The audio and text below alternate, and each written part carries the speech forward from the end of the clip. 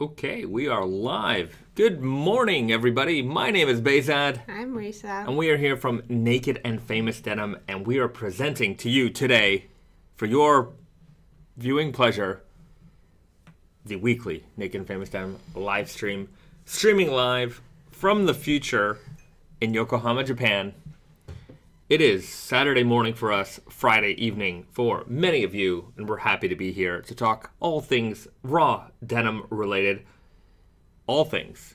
This will only be about Raw Denim this stream. No off topics, no rants. You definitely, no, you won't trigger me at all. It's going to be we're going to play it smooth today. Right. So, guys, keep your questions very Raw Denim related. And we're going to have a good stream. You know, otherwise, you never know what's going to happen. Yeah, but our snack time is not going to be about raw denim. Correct. We're not going to eat raw denim. We will not eat jeans for your viewing pleasure. But we will consume jeans in the form of using them. Entertainment? Yeah, entertainment. All right. Well, let's check in with the chat, everybody. It's good to see a lot of familiar faces, as usual. Let us know where you're checking in from. We see BD is in the house. Good evening / morning from the Niagara region. Hope you're all well or getting there. Hope you're all well or getting there. Well, I'm getting awake. That's my current situation. Mm-hmm. Right. Howdy from St. Paul, Minnesota, USA. Dusty Rad title. It's been a while. I feel like it's been a while, but good to see you in the chat. Johnny Crumhorn. Hello. Rotomo from Georgia checking in. Good to see you. Pending new name. Hey, everyone. Watching from South Texas. Good to see you here. Hello from the mountains of western North Carolina. Welcome, my friend. Arif. Hello from Chicago. Good to see you here. The Toasters pilot. We need some more Jotaro. Ooh. Those are gone.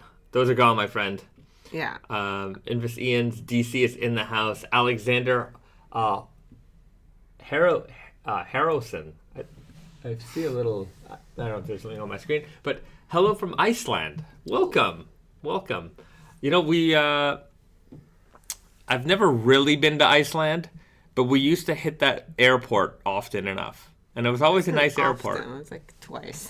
2 or 3 times maybe. Yeah, Reykjavik. Yeah, Reykjavik Airport. The airline we flew with was the worst, and they went out of business. Yeah, I cheered for them. They deserve. Yeah, they definitely deserved it. Iceland, I would like to go one day for a real trip. Hello from Vancouver in warm clothes, Cheddar's Buttersworth. It is cooling down out there, that is for sure. As we approach Halloween, I just remember as a kid, every now and then you get a snowy Halloween. I wonder if we'll have that this year. Definitely not in Japan, but in Canada, I've got little nieces and nephews who will be trick or treating soon. So hopefully that sucks, actually. I guess I remember as a kid never really feeling the cold the same way as I felt it as an adult. That's true. Yeah. Checking in from New York City, got to try on Wonder Looper last weekend at Standard and Strange. $7.99 checking in. Fantastic. I'm glad that you had a chance to do that. I've got my Wonder Looper double heavyweight sweatshirt on. It's that time of the year. That time of year, exactly. Pedro writes, it's on like Donkey Kong. Woot woot. It is. I do enjoy a good game of Donkey Kong also. I'm not particularly good at it. You're not bad at it. I'm not bad at it, but Donkey Kong's hard. I remember as a kid, I was so frustrated. Yeah. I do enjoy, like, game-wise, I just like very simple yet very challenging games. Something where I feel like I'm getting better at it. Sometimes, like, the mindless... there's a lot of modern games where you just go around beating things up. It just feels very like you go from area to area to area, and there's no real challenge because you don't die. Like, even if you, like, quote unquote die in the game, you start right there. So there's no, like, oh my god. Yeah.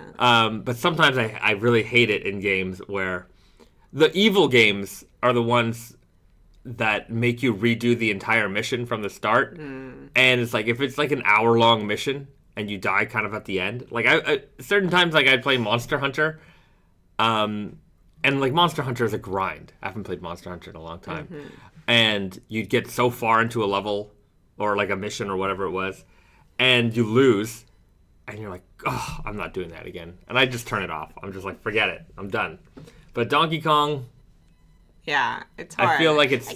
The games back then were harder because it's like, even if you die and you can save, you can start from similar places. Yeah. Like, you die enough times, so you turn it off. Like, then you have to start from the beginning. Right.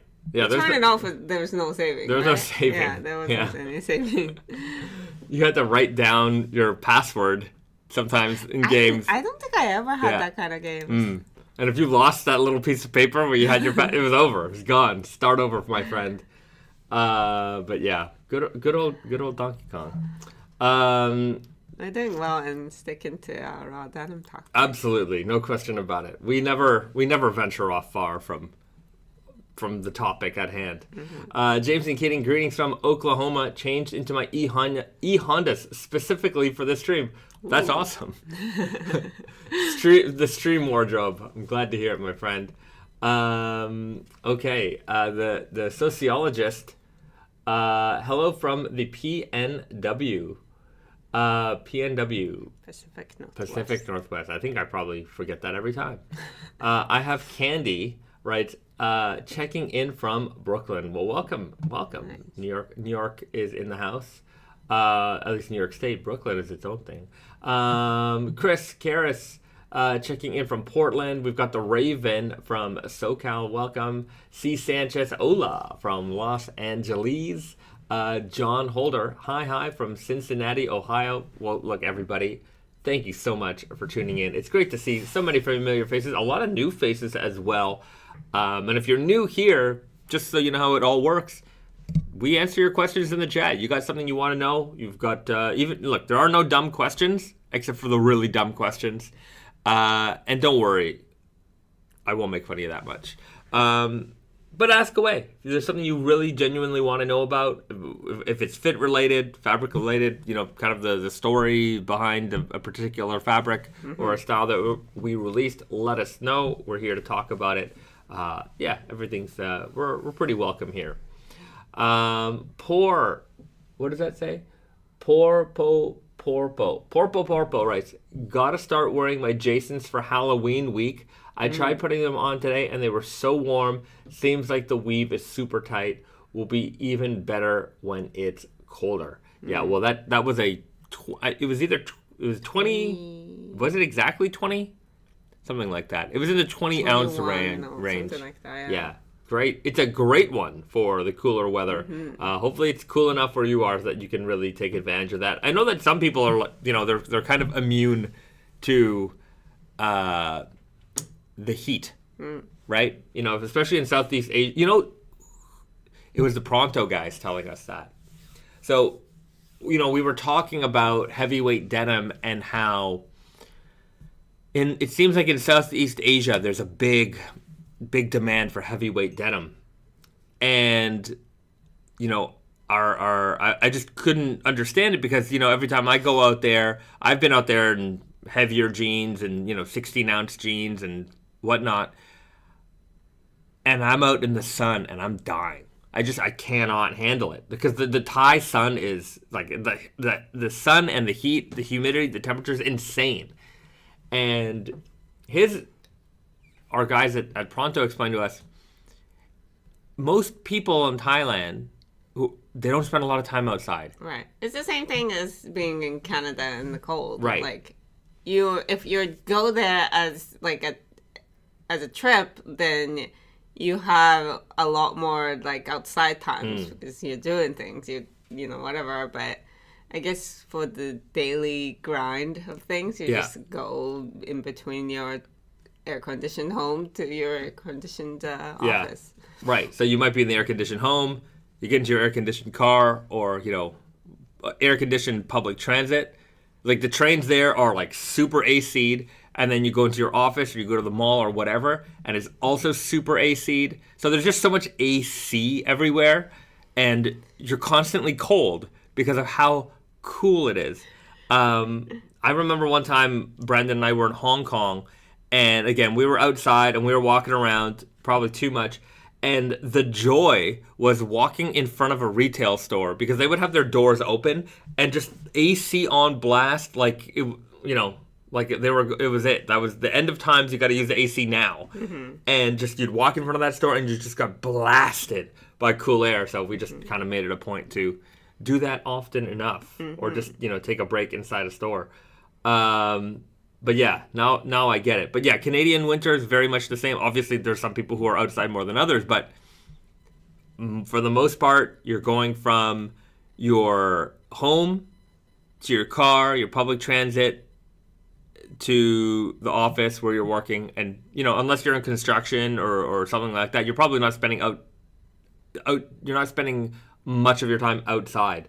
Also, it's all subway. So, like, here, I think, like, in the winter time, the hardest things are, like, waiting for the trains and stuff like that, or walking to the station. Right, because the train stations are outside. Yeah. Yeah, they're usually not... There are some stations that are underground inside, and you're insulated. There's metros, obviously, but, yeah. like, there are a lot of other means of transportation. Yeah. It's just you have to wait outside. Right. I would just say that for many, I'm sure there's some Toronto folk in the chat right now. Toronto 416-905 area. If you ever had to wait for a bus, though, in the winter, or Montreal. Yeah, I live in Montreal. I remember the first time I moved there, and it's like, what did I do? I waited for a bus outside for like 20 minutes, and it's like, how is this possible? Yeah. It's like the bus schedule is, every 7 or 8 minutes or whatever. And it just doesn't work like that. When there's snow outside, especially if one bus gets backed up, then you'll just have like this train of buses, and they all come at the same time. So if you miss one, you miss them all.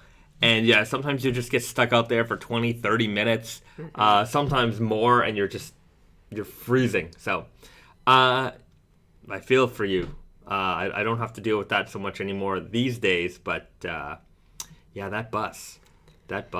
Even when I was in Montreal in January, it was, I don't know if it was the coldest winter ever. They always seem to say that every year, but it was noticeably freezing. I would go outside and my beard would freeze immediately. I don't remember what jacket I brought. I don't think I brought a very heavy jacket.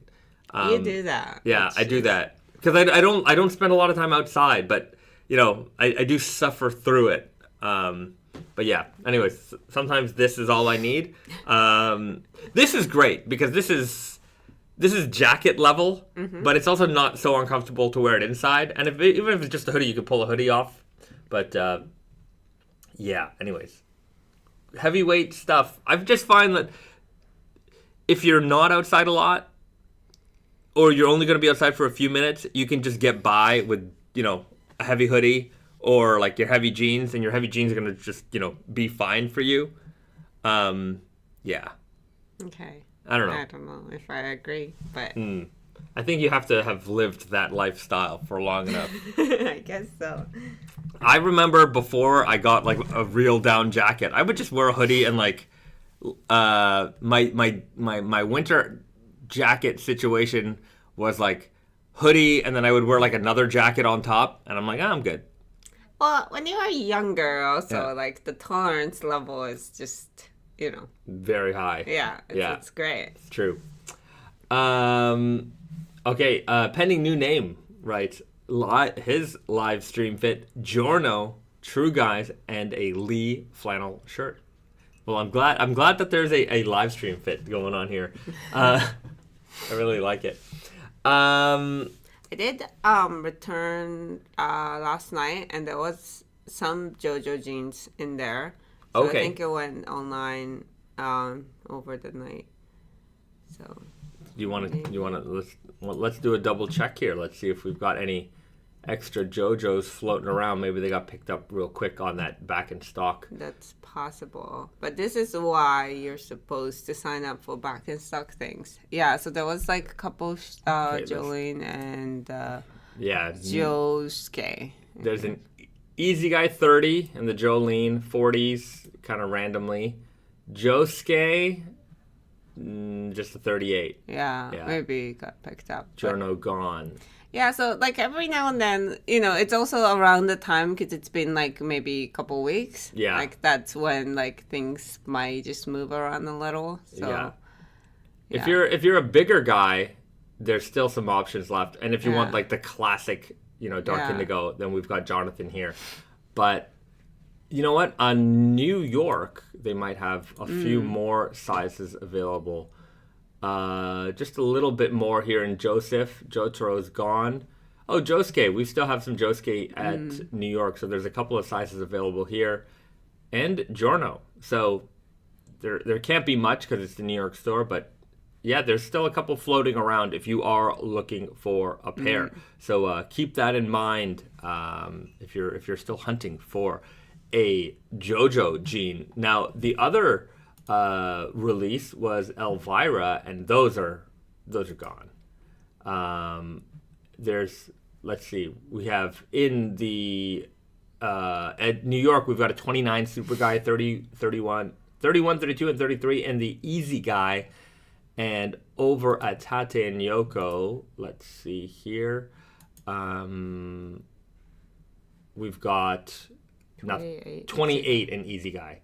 So a couple left over here, but aside from that, they pretty much are gone. So not a complete total 100% sellout. So there's still some few sizes hanging around if you're interested, or if you're still looking for a pair. Just be aware of that. Okay. Trevo writes, Southeast Asians representing I. All right. Welcome. Though not many Viets in VN, I'm assuming that means Vietnam, wearing Raws. I know that I know of. Wonder what that's about. Neither do Laos or Cambodia. Oh, I suppose the question is, why is it that certain parts of Southeast Asia are wearing more raw denim than others? Vietnam, Laos, and Cambodia. I think it's the retailer. I don't know. Yeah. I don't know why, like, Malaysia, Indonesia, Thailand specifically have a very strong raw denim community, and other parts of Southeast Asia less so. I know that there does, like, you know, same thing with Philippines. Like, there's not a big raw denim fan base out there.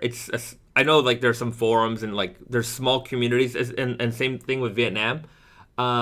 Cambodia and Laos, same thing. I've never really come across any raw denim forums or groups based out of there. It could be a language thing. Maybe there is a little bit more, though there's a lot of English in the Philippines, obviously. I'm not sure. Yeah. I really don't know how the raw denim community evolved in those parts of Southeast Asia where raw denim is popular, and how it maybe didn't appeal to other parts. I don't think it's an economic thing, because I feel like a lot of those countries are in somewhat similar situations. Yeah. So I don't know. Also, I also find that's some good English talking. People who in these parts of the world, when they tend to have money, they tend to have money, right? So it's not a matter of, like, there are like poor people in these parts of the world, but when you've got it, you seem to have it. Yeah, but I think it's also like, there's once you have money, like once you have money, then it's like, it's like a lot of luxury brands can, exist in there, but not so much like the middle ground where, it's relatively expensive in, just generally speaking, but not like a status thing. Right. Yeah, right. Some people might be looking for status when they spend their money. And right. Anyhow, I'm not sure. Anyway. Simple Smile in the chat says, hello from Thailand. Maybe you could give us some insights into how Raw Denim evolved in Thailand. How did the community, come together and, get behind the Raw Denim movement? It is definitely, though, like, I feel like there is just like a part that like a strong retailer in the region will play. Like, if they're into Raw Denim, then they're constantly introducing new people to Raw Denim, but by just being, in the store and stuff. And I think that has helped, build a community over time. Yeah, it's kind of like, in Mexico, we've got a great retail partner called Cassette Denim, and it's a very, directional type of store. And, we sell a lot of jeans to the United States. We have a lot of, Latin and Hispanic customers, but specifically in Mexico, not so much, right? Except for Cassette Denim. They really hold it down for the entire Raw Denim community, I think. There's a couple of other retailers here and there, but, it's like if you have a store like that emerges, they can really be there to set the guiding light and, start and build that community out there. But yeah, I'm not sure if that's how it evolved in some of those other parts of the world. Trevo writes, Thailand never got colonized and got extracted by colonial occupants per se. Maritime Southeast Asia also had more room to grow through trade and now go through some brutal wars. Right. They're testing what the political vibe is in the denim enjoyer population. LOL. Yeah, I don't know if... let me put it to you this way. I don't know anything about how the political situations in those countries evolved. I know literally zero. I'm sure there's some interest here, but it might not be.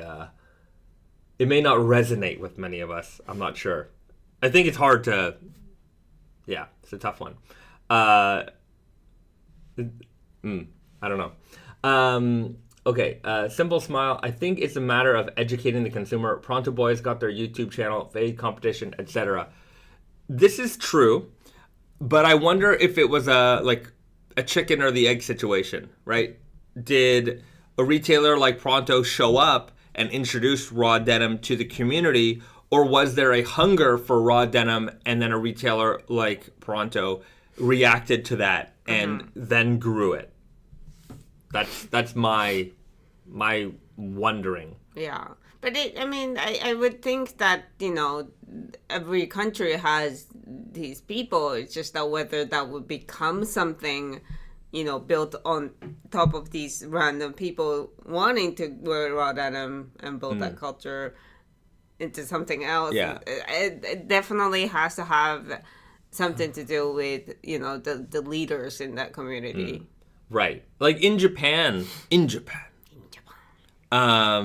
Raw Denim or denim in general evolved out of wartime, right? So it the demand, and there's certainly a lot of countries, maybe in Europe, there's a lot of countries that developed their desire for jeans. Maybe not specifically Raw Denim, but back then that was really the only option. They desired their desire for jeans grew out of wartime, right? They were introduced to this product, for how cool it looked, what it represented. It was American. This desire for American products was around, and the evolution, I would say, in Japan came from nostalgia. So there were people who were very young when jeans were introduced, and maybe they didn't get a chance to have those jeans that they really wanted. And when they were a certain age, brands came around reacting to the nostalgia factor and created jeans that were representative of those old style jeans that the people of a certain age might have remembered when they were young. So that's, to me, how the raw denim community here grew. It started off with, American coolness, military desire for American products, then nostalgia, and then there were shops that were dedicated to that, and then, Well, I think also general nerdiness, like people into details. Like, right. I think that's definitely a big part of it, because there were people who just refused, like, the notion of new denim, right. like the distressed denim and all that stuff. Yeah, so there was a hunger for that original fabric, or the way things were originally done, and then from there, other communities, like the streetwear community might have, sniffed around and they're like, oh, what's going on over there? Oh, that's the nerdy stuff. That's the really cool stuff. So they adopted it, and like other communities here adopted it, and it just kind of grew from there. But yeah, you know what? Now that we're talking about it, I think it's just like the culture of nerdy, like ness in general also probably has to have something to do with it. It's just like there are certain like cultures that like appreciate that kind of like really digging deep, and other cultures not so much. And I think it will stick like when I mean raw denim is pretty nerdy. It can get really deep there, and that's where like all the community builds and get into it like together. So yeah, North American raw denim community, I contribute that growth to like the early 2000s when certain brands showed up in North America pushing the concept of raw denim, and it wasn't, raw denim might have always been around. Like you could have bought like a shrink to fit model, at a store, or like the classic denim brands always had those products, but there wasn't like this, I wear my jeans until I fade them. That idea was a newly introduced idea in the 2000s, and that like certain raw denim brands hit very strategically all of the proper stores. And so it was they targeted all the cool stores. All the cool stores bought in. Some of them, kept those kind of. It was new. It was fresh. This idea. I was working at Holt Renfrew when this hit, and between this, literally all the sales guys in the Toronto area at Holt Renfrew who were in the denim department, we all wore raw jeans, all of us, and we made a conscious decision about it. We're like, we're all gonna wear these, and then we were just selling raw denim like crazy. So everybody kind of got on board, and you had people who were like, okay, well, I'm here for the trend, and then you had people who were like, well, this is for me now, and then all the different stores in Toronto caught on. Some stores developed their persona around it, and then other stores popped up where this is all that we do, and so I feel like it grew that way. And then also within that time, you saw like the prevalence of like the raw denim specialty store develop, and I think that because of these stores, that's what really grew the entire raw denim movement in North America. It wasn't like it developed very differently than Japan or perhaps other places in the world like Southeast Asia. Like in Europe, I find that the raw denim scene tends to be a little bit more heritage driven, right? So it feels like it's a little bit of an older client, maybe more of a nostalgic, they have a lot of those maybe similar feelings to like, 80s Japan raw denim, where it's very nostalgic for what they remember jeans representing, especially in Europe where, in the 70s and 80s, there was a lot of countries that were, in turmoil, a lot of things changing, a lot of things moving. Think of Germany, and what American products represented to them. You hear these stories of Americans going backpacking to Europe in like the 70s and the 80s and wearing a pair of jeans and people offering to buy them off of them. They didn't have access to this stuff. So, I remember even Rudy, Swiss Jeans Freak, he talked about how he was introduced to Raw Denim, and it was his family received a care package of used clothing, and there was a pair of jeans in there, and him and I think one of his siblings were like fighting over it. Like, I need the jeans. So there's something in there, and it's kind of neat to see how different places evolve in terms of. Yeah, I mean, the jeans is definitely like, American, thing. Like, the rest of the world sees it as an American thing, and that's, for good or bad, like, it's just, it is what it is. Whereas, like, in America, obviously, it's, just everybody has it. So how you wear it is kind of, it's like an identity thing where like I'll wear it like this, I'll wear it raw, I'll wear it like distressed. That's how you kind of separate yourself from the rest of the groups. Right. Austin Fletcher says, please read the book Ame Tora, how Japan saved American fashion. Yeah, I've skimmed through it. Ame Tora is a readable book, talks about the post-war growth of denim imports of them in the craze, etc. Right. I should definitely check it out. I've heard of the book before. I've just never had a chance to sit down and read that one. Gary Rainey Jr. writes, y'all got me hooked on details with all you've been producing for Wonder Looper. Well, thank you very much.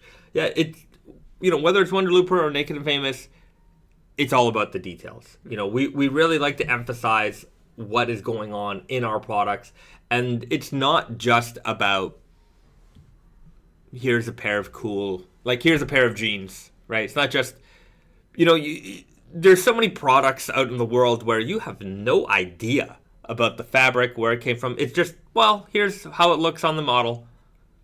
And to be fair, let's be real and let's be fair, that works for most people, right? That works for 99% of the world. It looks good. What else do I need to care about? We are cut from a different cloth, obviously, where, yeah, it needs to look good, but I also want to know about it. I want to know what it took to make this garment and what makes this garment so special. And that's where we come in to tell you about all the work that we do in terms of like creating these styles. And when you tune into these live streams, I mean, you certainly get a big preview.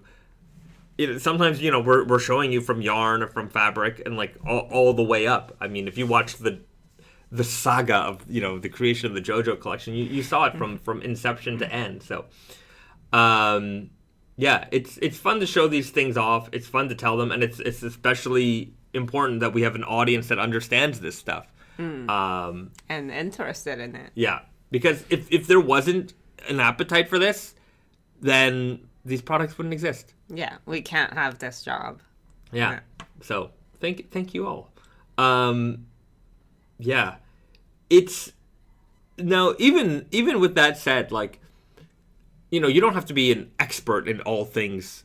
No, we're certainly not experts in all things. Like, there's so much processes involved in turning plant into a pair of jeans or a hoodie or whatever. That we cannot all be expert in every single step of it. It's just it's interesting though, because like you said, it's like a hoodie is a hoodie, jeans is a jeans. Like, it's not you don't have to choose to know too much about it to appreciate it even as a product. But when you do like step in and just like kind of research a little bit, like that it makes like the garment that you gotta wear anyways like that much more special. Right. Jeremy Didson writes, excited to receive my Sea Island Cotton True Guys. Grabbed the last one in 36 from Tate and Yoko. Right. That's a great example of like story, right? Because to many people, if you were to just like, if that was sold at a department store without a pocket flasher, it would just sit on that shelf, and to everybody, it would just look like a dark pair of jeans. To be fair, Yeah. that one has definitely a silky texture that you don't need to know too much about anything to know that it's this is nice. True, but as a former sales guy, it would take like a it would take a minute for the sales. It would just take one salesperson to figure out that those are special. But if they never figured it out, which is often, those jeans will just sit there. They really would. Like they'll just see them. Okay, whatever. They're dark jeans. I don't care. Most of the times they don't try any of the stuff on. They don't really.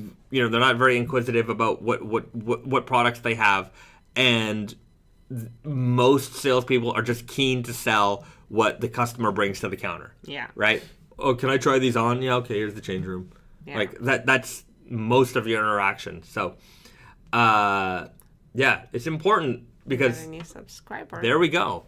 I am Martinsky. Welcome to the family. We need to tell these stories because a lot of our products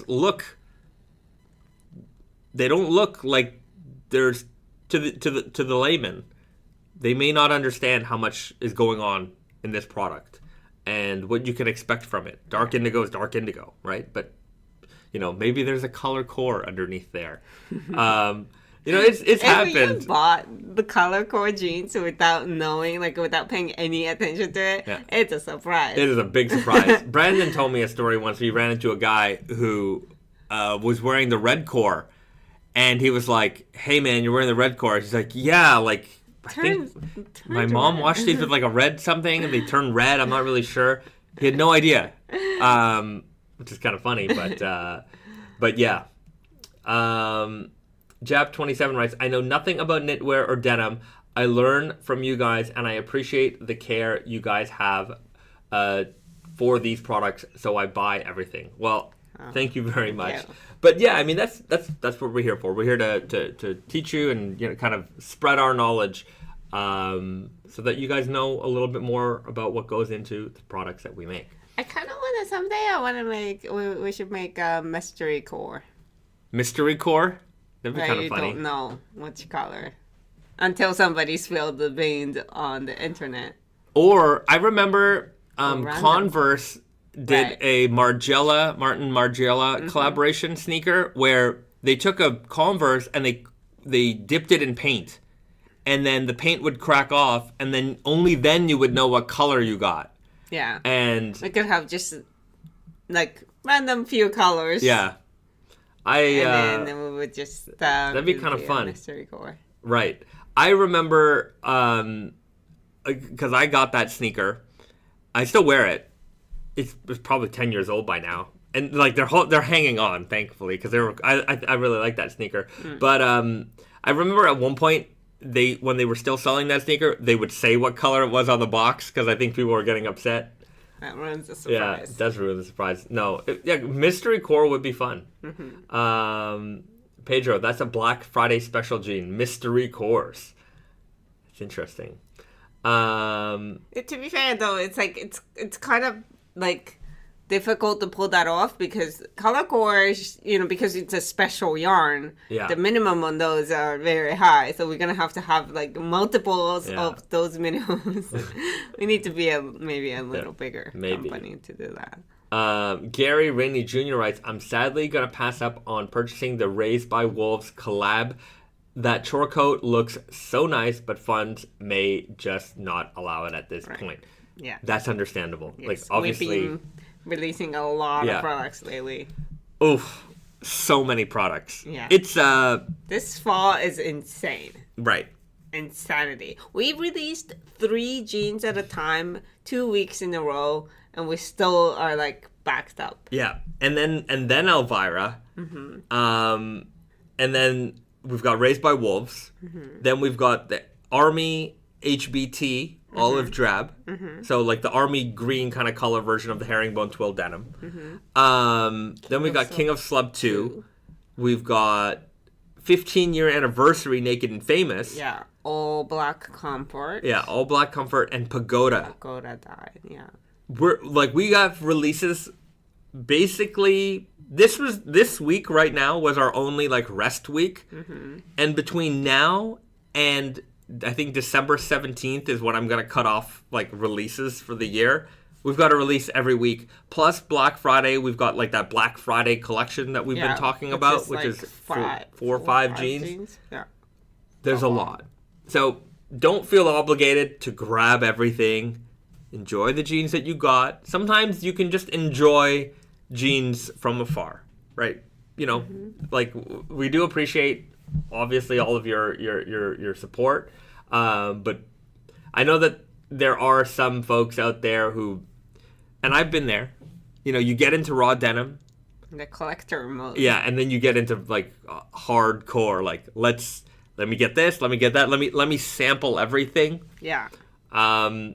But long-time Naked and Famous followers might know that we tend to, like, you know, maybe not exactly the same, but repeat, like, the idea, like, of jeans. So, like if the you workwear, like, repro style, like, under 10 ounce-ish denim. Like, it just shows up every now and then. Yeah, we might not do exactly it, but yeah. Yeah, just like, you know, if you miss an elephant, there's always another elephant coming. Yeah.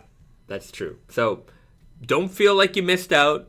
We do try to, you know, keep similar themes in play. The collaboration items are a little bit different in that respect, but we are always working on another collaboration. But yeah, I don't want anyone to, you know, I don't want anyone to go broke over buying our jeans. Please don't. You know, I appreciate the enthusiasm. Some people, you know what, you're financially able to, you've got a crazy collection. That's awesome, right? I'm all for collecting. You know us, we collect a lot of things. Stupidly sometimes. I think we have like 6 copies of Top Gun. But that's not intentional. It's not like we need to have every copy. It's just that, like, oh, this is a better copy. Yeah. Oh, this is you know. It's like I have the DVD, I have the HD DVD, I've got the Blu-ray, I got a Steelbook Blu-ray, I've got the 4K. I'm just like, anytime there's an upgrade for it, I like that movie enough that I'm just going to get it.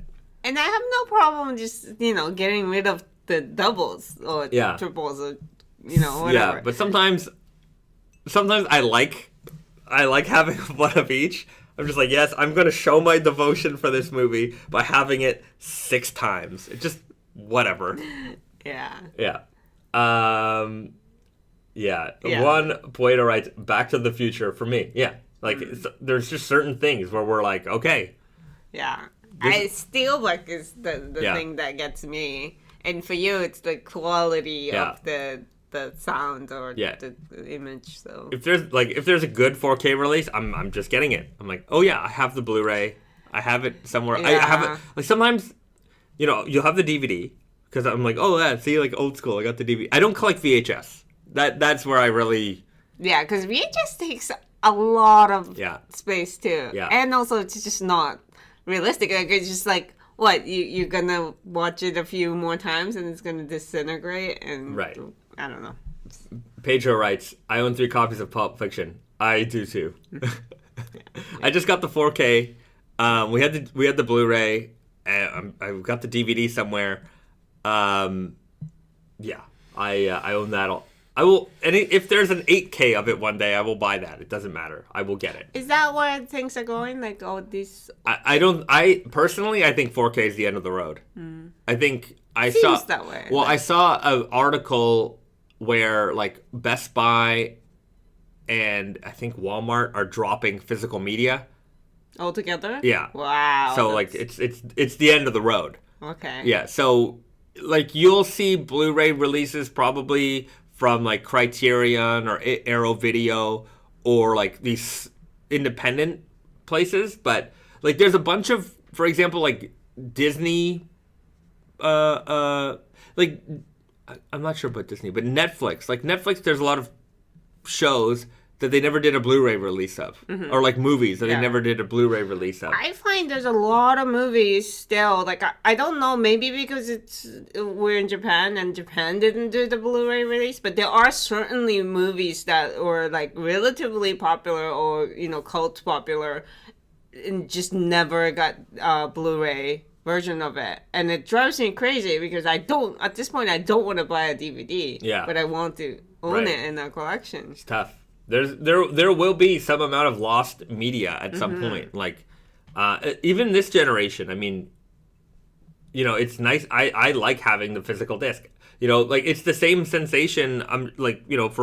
For records, right? People like, it's not, most of us don't have like these crazy audiophile systems where the vinyl is going to be like your top choice. I mean, we can get how debatable that is, but most of us just like the idea of having this big physical item. You put it on. It's like this whole thing. You've got the cover. It's got artwork. You can read a little bit about it. The record appeal, like I totally get. It's nice. I just personally don't want to get into that, but it's a appealing thing. So I like it. Same thing with the disc. I like putting it in. Not that like most Blu-rays have a lot of information in the package anymore, but I still like the idea of putting it in, playing it. I like single operation devices. Yeah. I like having I like having an MP3 player.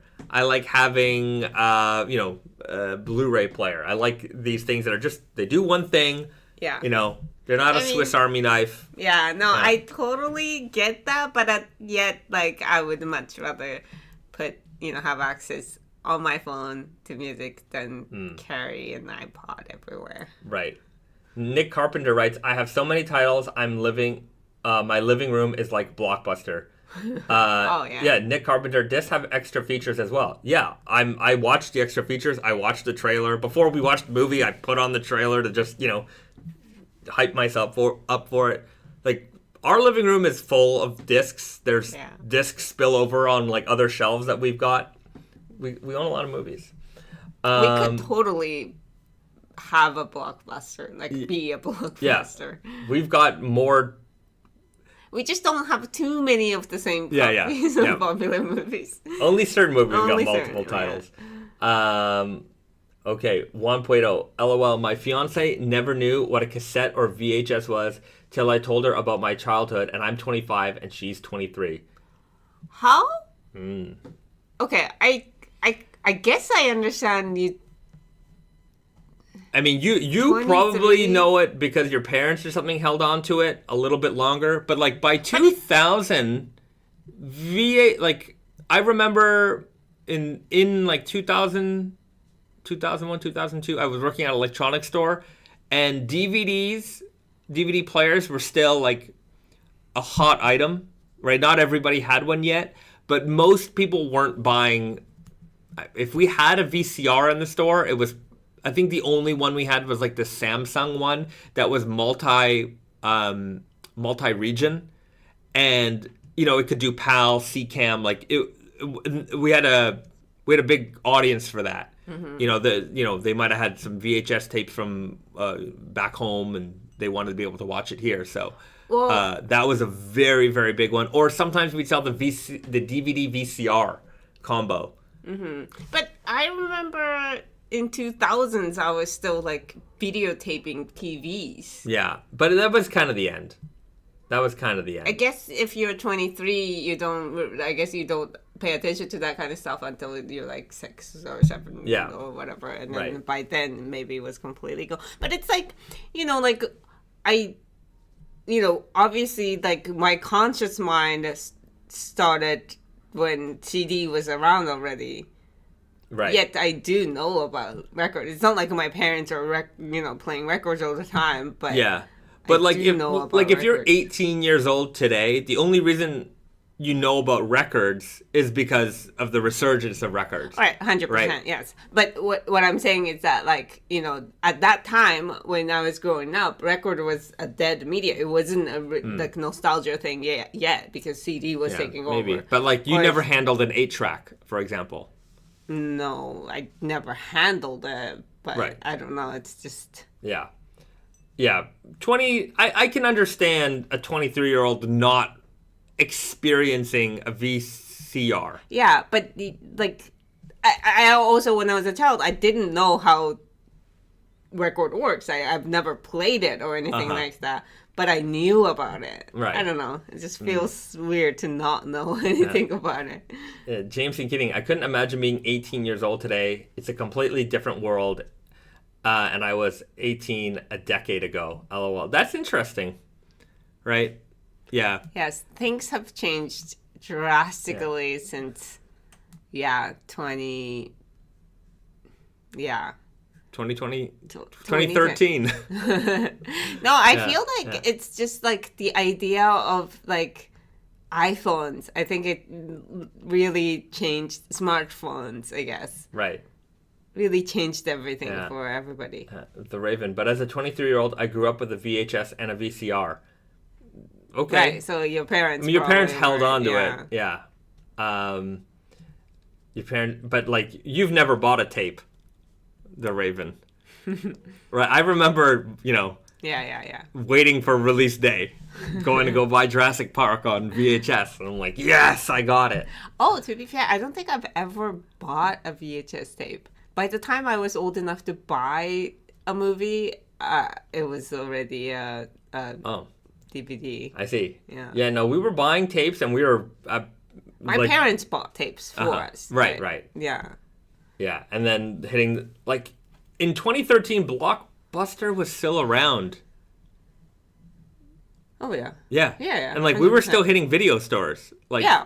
Oh, yeah. Like, we'd go rent Yeah. the video. Yeah. Yeah. I remember when I first moved to Montreal in 2010, my apartment was right in between a Blockbuster and a video. In Quebec, we have something called Videotron, and Videotron is the Cell phone company. cell phone, Internet like company. internet and cable company, but they also had a chain of. Really? I didn't know that. Yeah, we went to one when it was closing out, and like we bought like a That like was a Videotron? that was Videotron. So at that point, Videotron was still around, and they were just starting to fade away. But yeah, and even in 2010, there were still video stores. I was right in between two of them, and I would go to them, multiple times weekly. Yeah. Yeah. But you were renting. Well, yeah, I remember going to like Blockbuster, in maybe not 2010s, but maybe like 2008 and stuff Yeah. like that. But I think I was renting DVDs. Yeah, right? they were definitely renting DVDs Yeah. then. Yeah, DVDs and Blu-rays It were wasn't like a VHS. VHS was gone. Yeah. Yeah.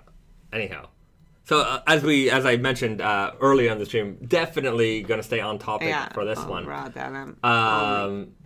Okay. Pedro writes, let's get in here. Did I miss it? Sorry. Brew coffee, make a panini, and dry your clothes. The new 4K player from Samsung. Yeah, that's it. The new wave of electronics is like do everything all at once.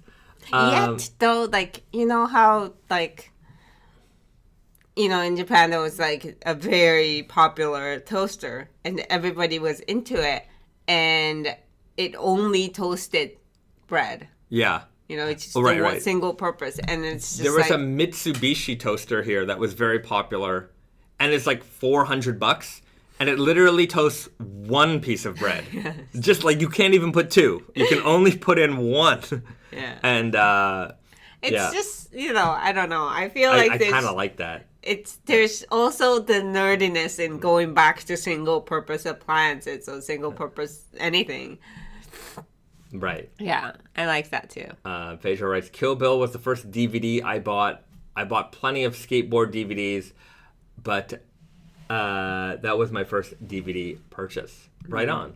My first DVD purchase was The Matrix.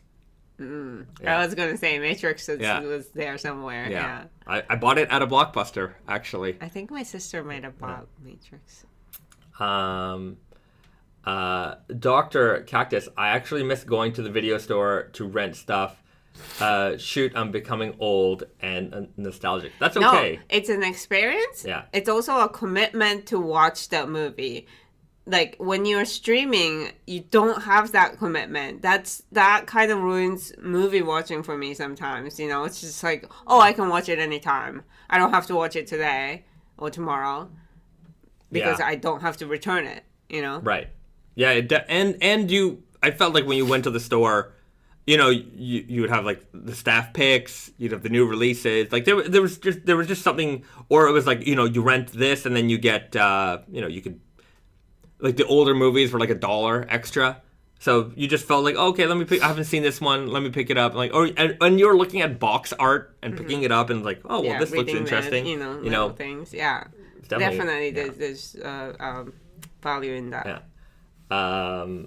Mike Knight writes, my first DVD was a spicy movie. Spicy one. Oh. Well, that's Caliente. Caliente. Okay.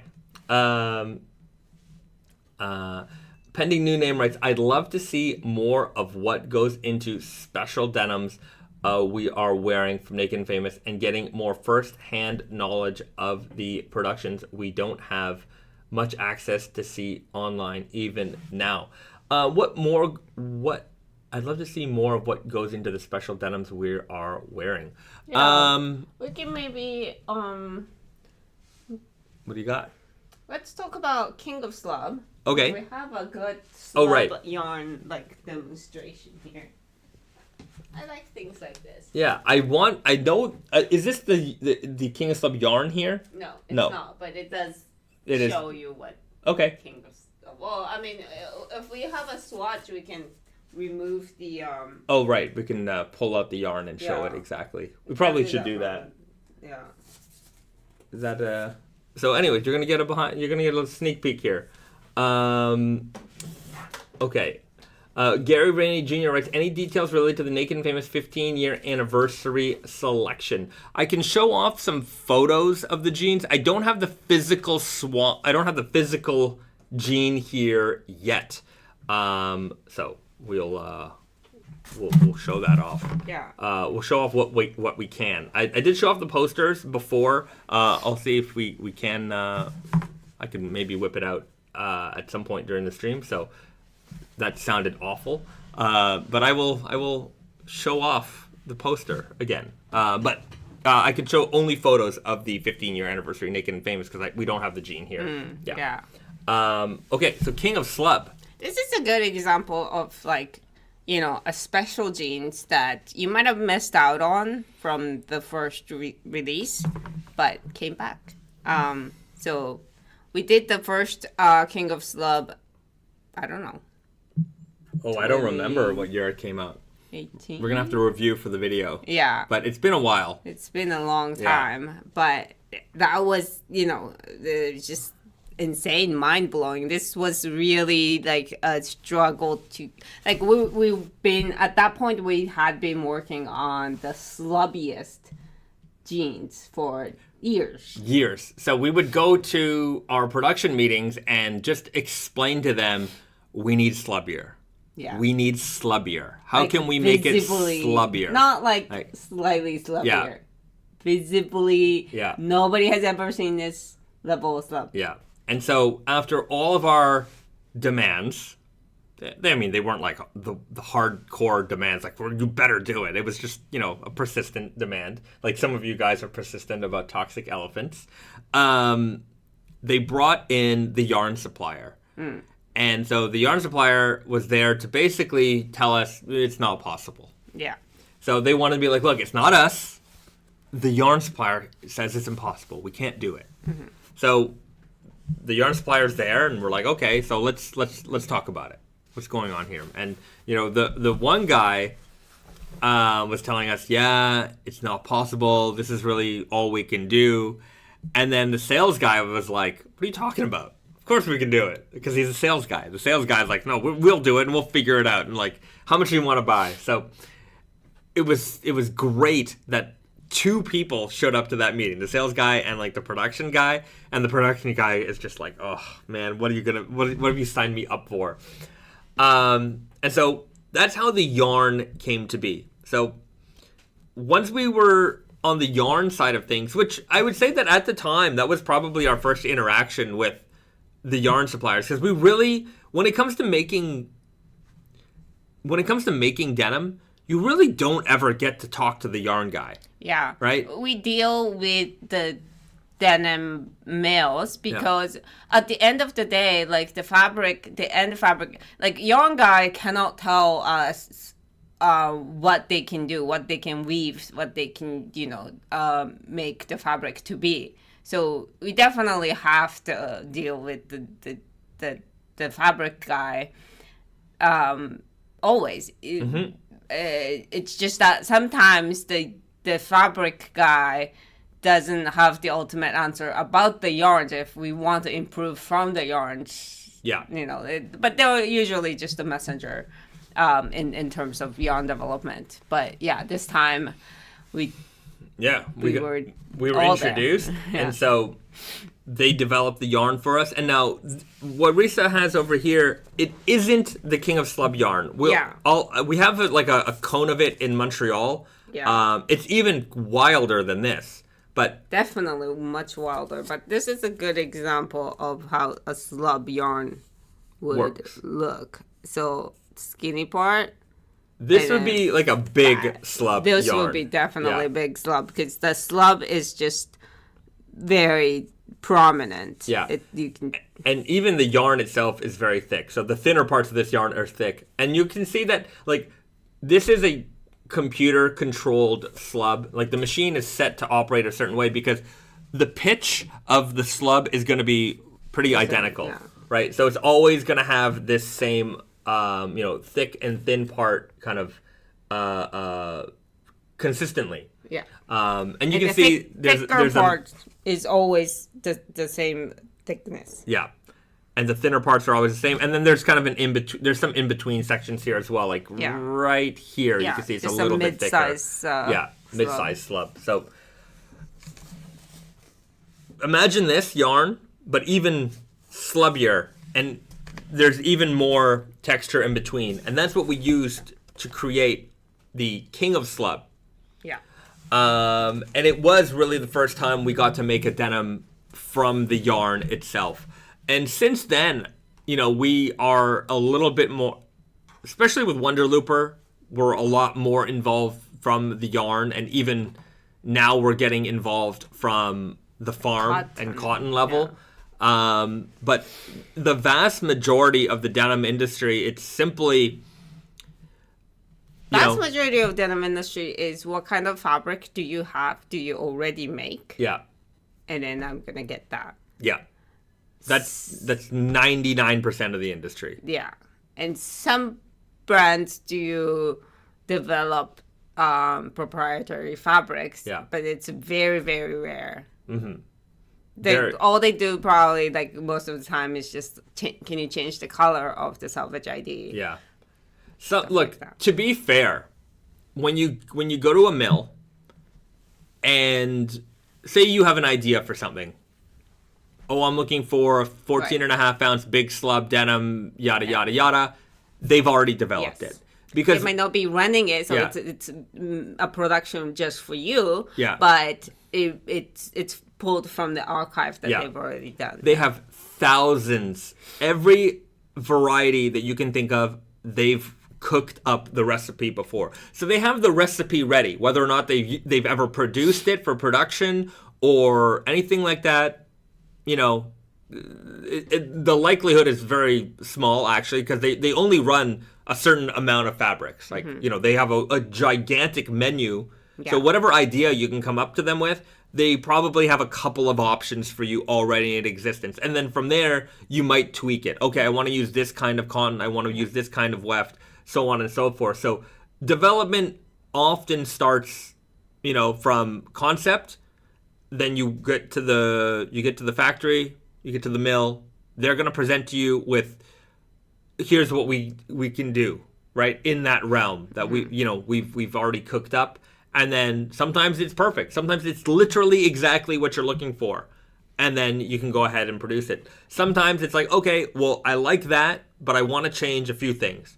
And then you start tweaking the recipe from there. But yeah, that's for the most part how everything works. Yeah. But when it comes to like big brands, it's kind of like, we need your cheapest running fabric. Yeah, the big brands, you would think the big brands develop the fabric from scratch, but a lot of the times the big brands, it's like, this is what we need, and mills might just go ahead and be like, hey, like, we, develop a new technology and we can do this and do this kind of fabric, and pitch it to big brands.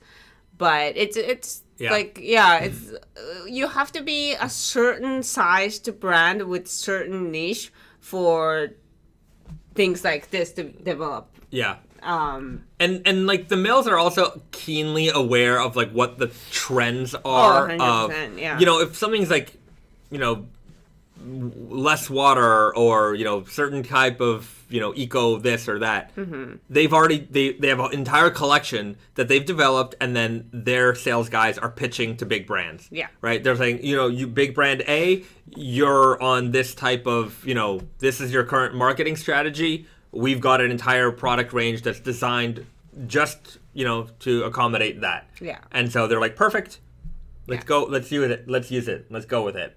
So, those are some of the nuances behind the scenes. Yeah. So I think it's like, as much as like, some mills don't like, working with us per se, because we do like give them tasks that, it's not going to generate the millions and the millions of dollars because, we're going to produce it for one season. Yeah. Yeah. It's a lot of work. And then we make it one season. Yeah. And it's but a lot of people who work at the mills that are like involved in this, they're also as nerdy as we are. So like they sometimes like the challenge. Yeah. They're like, all right, that's an interesting, They're kind of experiment. bored of the 12.5 ounce, dark Exactly. indigo, red line Selvedge that's like flat and perfect. They're like, this is nice denim. Yeah. But it's not challenging. Right. This is not what, gets my juices flowing. Yeah. So like somebody in the chat wrote, any updates on the Dia de los Muertos denim? Like that's a perfect example of, they might have had a recipe for the construction, but the yarn had to be sourced exclusively for us. The yarn and the cotton. Because in Japan, they don't really import Mexican cotton. So this had to be sourced for us, because of our, what we were trying to do story-wise here. So then, the mill has to work with it. They're not really used to working with it. They figure it out, what needs to be done to make a good yarn from this. So that's where a lot of the challenge came in making that denim. And we'll have the sample before the end of the year or early in the new year. So, you guys will see... Actually, in the next couple of weeks, probably we'll start to get maybe some sample swatches for fall, winter 24 items. That'll probably start arriving soon. So, Odd Harsh, you're asking for any updates. That's the update. We'll have more info for you soon. The pocket flasher is designed, and so is the leather patch. Let me see if I can pull that up for you guys, because you guys are so nice. You're such nice people that I want to share all of the data with you. Fall winter 24, right? Dia de los Muertos. We have the final somewhere? I tweaked it last night, so I didn't save it in PDF yet, but that one's the like... Okay, yeah. Okay, this is it. So let's... let me load it up, and you guys can see it. Hopefully, open file. No, I want to open it in the browser. You can go to maybe the SharePoint.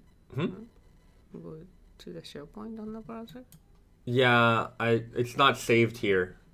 Hold on. You guys will see it. Just give me a moment. Yeah. You keep answer some questions while I figure this one out. I did see BD asking. I know sometimes I see you asking and then I don't answer right away because we're in the middle of something. He was asking about the zip crop top. I do think they're gonna make the release. I think they arrived. They arrived with the HBT release, which is scheduled for November 10th, I think. Right after Race by Wolves. Yeah. Yeah. So they should be available for November 10th. Somebody asked any update on the 40-ounce jeans. No, not even a little bit. We just have been very busy with a lot of product releases this fall. I don't think we have had time to make any progress there. Brandon's on Instagram now. You should send him a little update. Ask him for a little update. He'll be glad you asked. I promise you. Yeah. That was a little sarcasm there, because as much as you guys have been asking for it, I've also been asking for it, and I'm tired of asking for it. Well, I mean, obviously, like when we asked for it, Brandon's like, yeah. But if new people are asking, maybe he might, yeah. Just we'll see. Yeah. Okay, here it is, guys. Dia de los Muertos pocket flasher. So that's the new one. You can see it's quite beautifully designed by Jose Ruiz, an incredible tattoo artist from Mexico, and we worked with a great team to put this all together. All Spanish, as you can see. Dia de los Muertos, just a beautiful design. It's inspired by these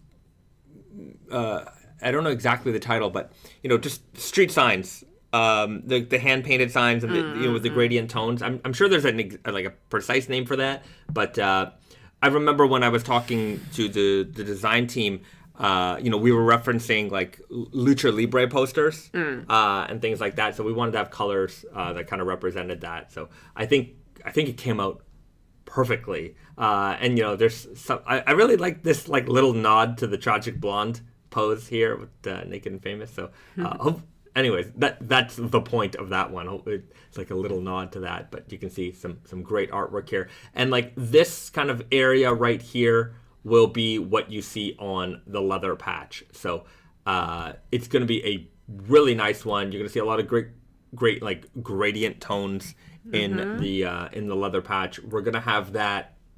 Anyways, I'm looking forward to seeing how it comes out. Once I have the patch to show, we'll definitely show you that off. But yeah, the fabrics too. I'm excited.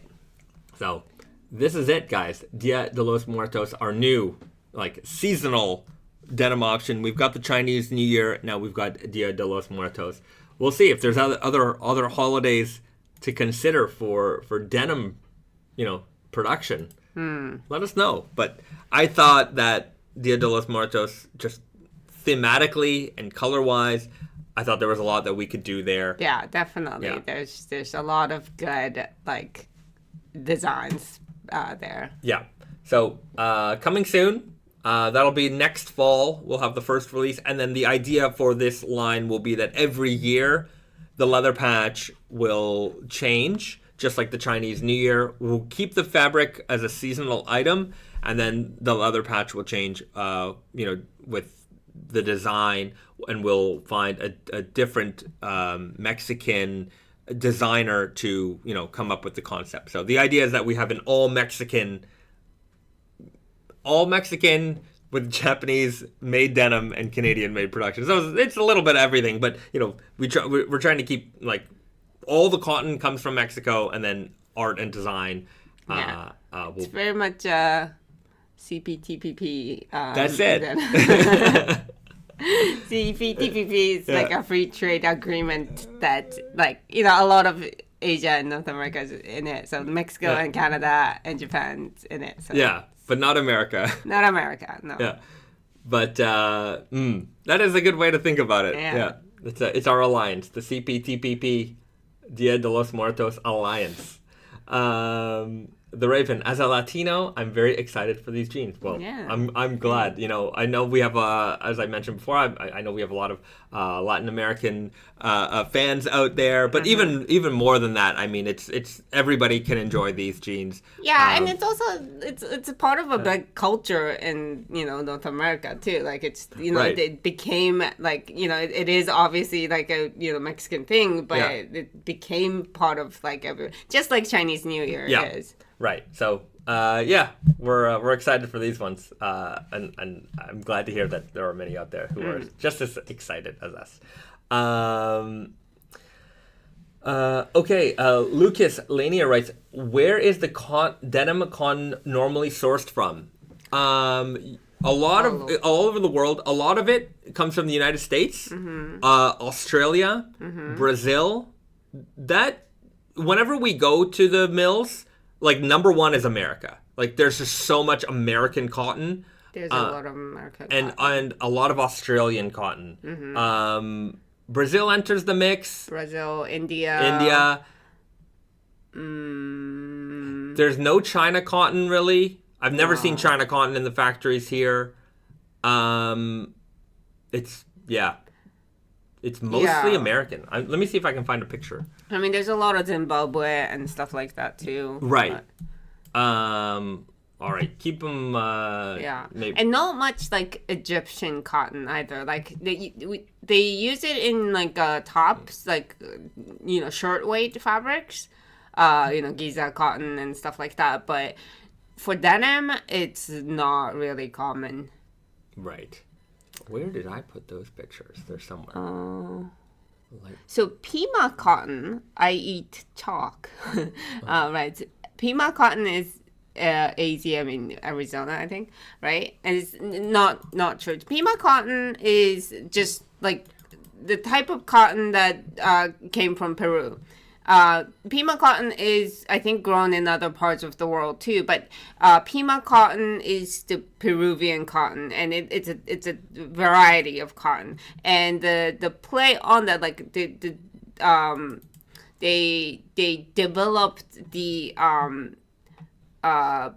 like American farms developed their own version of it, which is Supima cotton. So Supima cotton is American grown.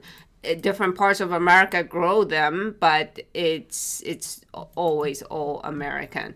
And I don't know what is grown exclusively in Arizona, but exclusively in Arizona. I don't know. I don't maybe know about some that. kind of Pima. Like Pima has made, like, obviously there's Ultimate Pima, which we've used before. There's the Supima. There's other kinds of Pima variety in the world. Is there controversy over African cotton? There is. I mean, in general, like working condition and stuff like that. But I mean, I don't think it's that much of a problem. The mills that we work with, they're very, they don't go to the bottom barrel or anything like that. So it's like, everything that they choose are relatively controversy free. Yeah. I don't have any good photos here, actually. Okay. Of what? Of just like, yeah. It's okay. All right. Anyhow, I'll see what I can dig up later on, but I can't seem to find what I'm looking for here. Sorry, I have too many pictures and none of them are organized properly. But we'll get to it. We'll get to it at some point someday. Jeremy Didson, any Wonder Looper denim coming? Wonder Looper will remain a knitwear brand. Okay. when is the Elephant 12 True Guy coming? The answer is soon. It is in the building. We're just doing a bunch of product photography. I think Garrett was working on it this week, so it'll be out in November. That's all I can say. I don't have an exact date yet, but yeah, as much as I wish we could, get everything up online as fast as sometimes it takes time. Just we try to, when we do photo shoots, we try to batch shoot a lot of stuff. So because it takes time to set up everything, and you might as well shoot as much as you can when you're doing it. So sometimes things, even though we have it for a little bit, it could take a little bit longer just so that we have enough, product to shoot and make best use of our time. Yeah, and if you've been paying attention to Tate Yoko lately, that we just definitely had a little waves that we're still fighting with. That we had a lot of releases, we had a lot of workload, and having our systems down and stuff like that just backed up a lot. So we're kind of just scrambling together to we're out. Right. And this last quarter of the year is, half our business is probably not accurate, but it's pretty close. We do a lot of business in this last quarter, especially this last half of the year. The fall season is where we do just a lot of business. As you can imagine, it's the fall winter season. It's the best time. In menswear in general, that's when you sell the most, and it's we sell a lot of fall winter weather clothing. So things have picked up, and things in general have picked up a lot. It wasn't just the collaborations but in general, I find that there is a big resurgence among a new generation of raw denim enthusiasts. I see it on all kinds of random forums now, sneakers, streetwear, all kinds of stuff. There's always a raw denim thread going, and so there's just a lot more interest in raw denim. So there's a lot of new people coming in, a lot of new people being introduced to a lot of ideas. I'm sure some people here might not have even known what raw denim was a year ago, but here you are now taking part of this live stream. So it's been big. Raw denim is bigger than it, at least for us. I'm gonna also say, this is maybe a hot take.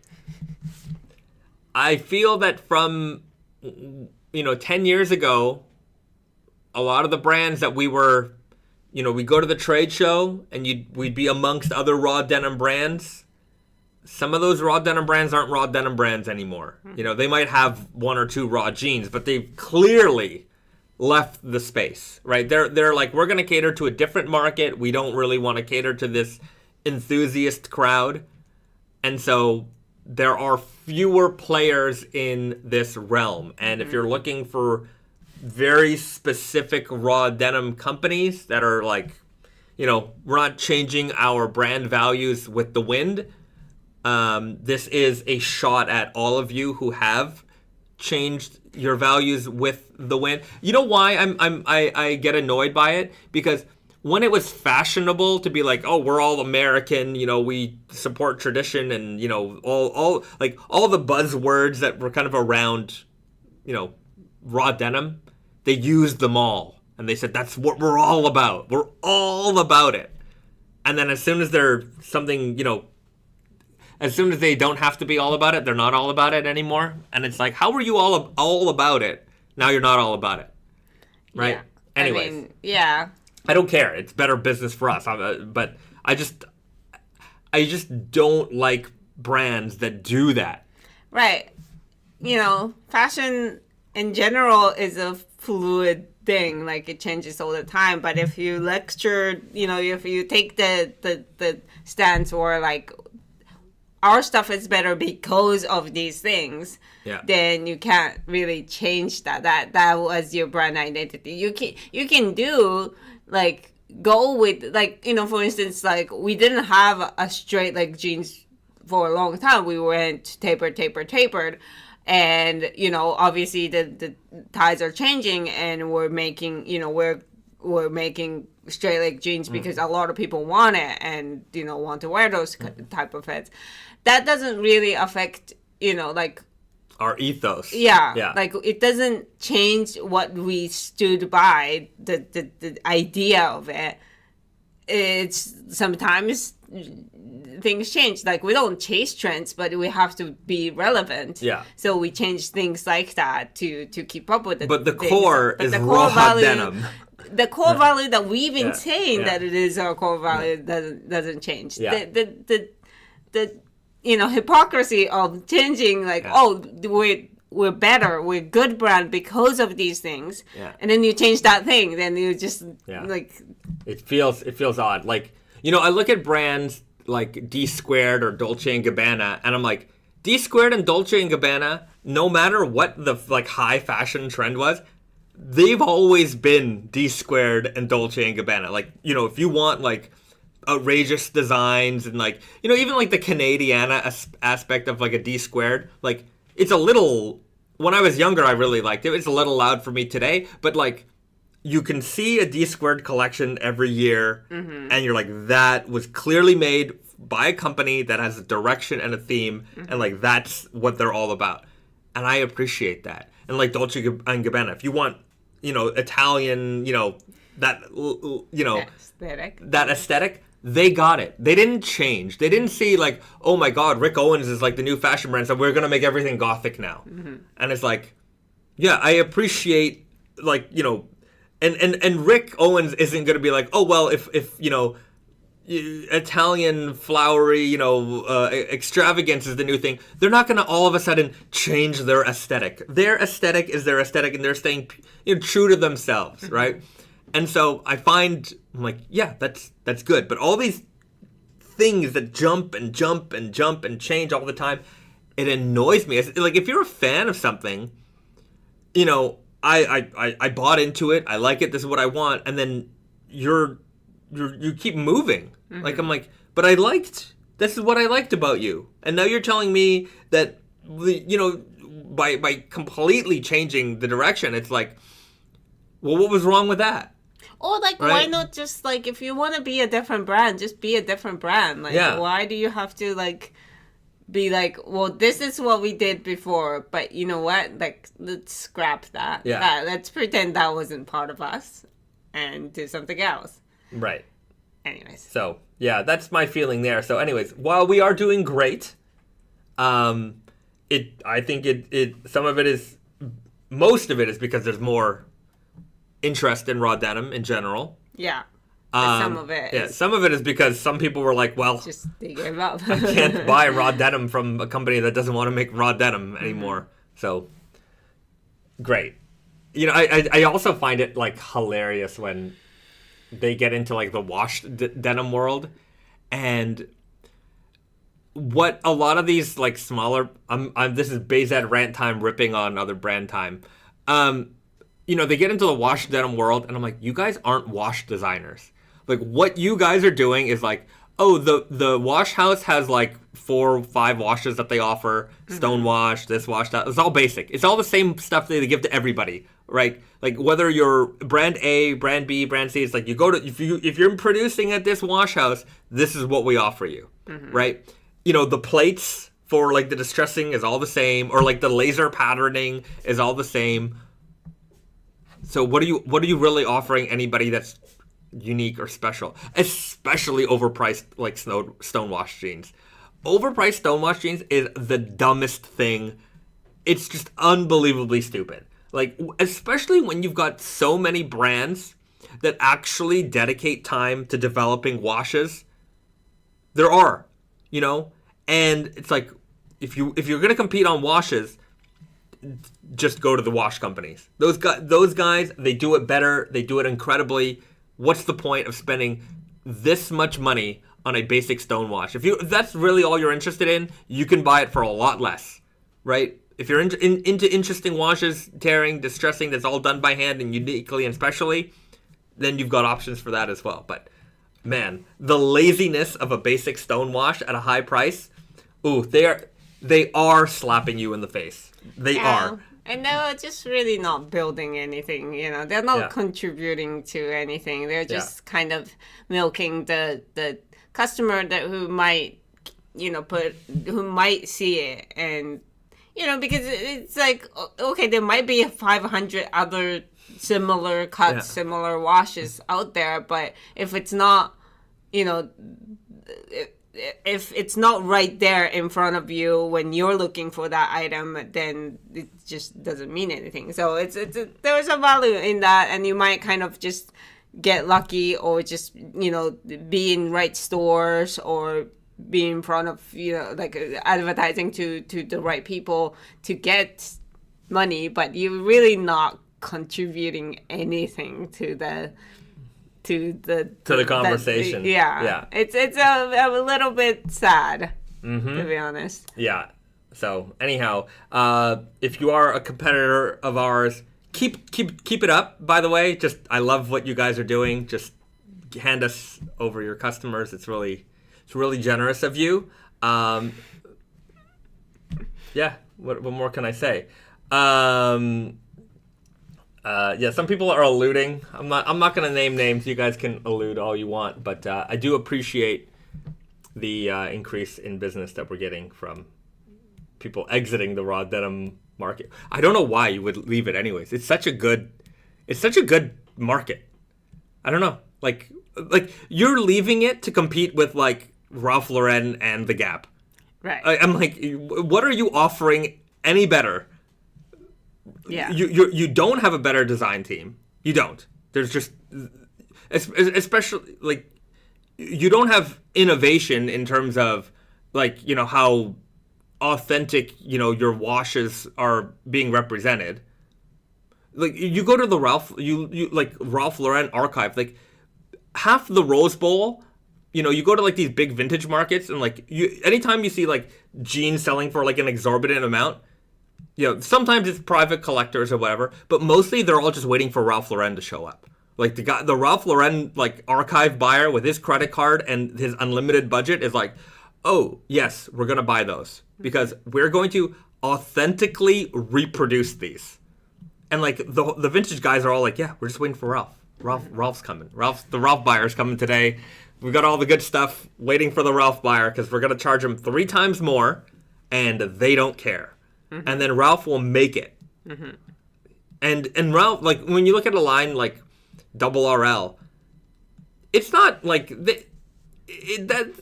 To me, that's like their like bragging line. That's the line that's like, I'm sure it makes some money, but like that's their line of like, here, we're gonna brag right now. Well, it's just that like we gotta make cool stuff. And it's whatever the price is. Yeah, it doesn't matter. And somebody gets it. It doesn't need to be like everybody's, it's in every store, every department store kind of thing. Yeah. But you can't compete. Even if you're doing that level of work, which I really sincerely doubt that you have the capability of.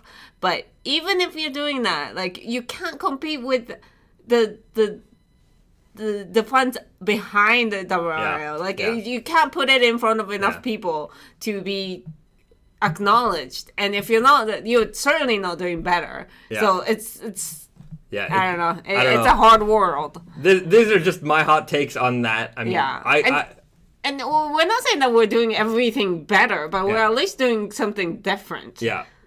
We've carved out our own little world, and like I don't want to get into like vintage reproduction or like I don't want to get into that world. That's it's a much bigger pond.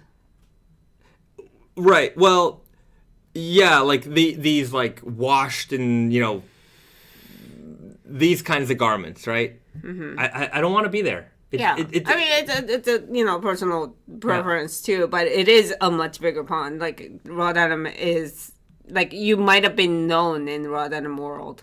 Nobody knows you in the real world. Like right. Yeah. In the sea. Right, that's it. Nobody in the big sea, you're a very tiny fish. Yeah. And I'd rather be the big fish in the raw denim world. Yeah. I'm happy to be there.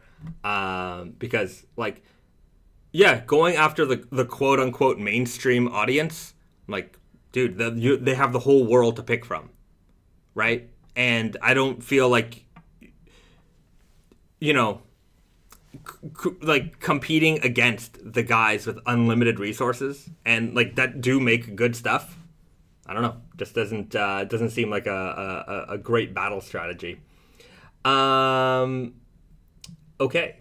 Anyways, that's a weird hot take. BD, the fine folks at Tate give me more attention than I deserve. It's nice of them to recognize people naturally and excite them to make them laugh. It shows on the weekly shows when they read comments. Absolutely. I mean, look, our stores are a lot more. We put a lot more attention on the customer in our stores. Yeah. Right. But to be fair, BD has been like. Yeah, BD is a producer. Yeah, he's working for us for no money. Yeah. So it's we're also building like community, building friendships here. So it's it goes. Everybody likes the people we see all the time and interact with all the time. Right. So. And yeah, but like even when you go into New York or Tate and Yoko, like our stores are. Sometimes they're busy, but usually it's a pretty, private affair. Like, you might be the only customer in the store at the time. Yeah. And like we give you a lot of attention. We're there to help you. We walk you through the entire process from start to finish. It's not, can I try these jeans on? And then, you're lonely in the change room and you walk on and they didn't fit. No, we're there to fit you. Like when you're buying a suit at a proper suit store, we take the opportunity to make sure that you are fitted properly for those jeans, right? It's a personal experience from top to bottom. So that's our mantra. Whether it's selling, interacting with you guys, we just want to be like we're fans. We know you're fans of Raw Denim. We're fans of Raw Denim.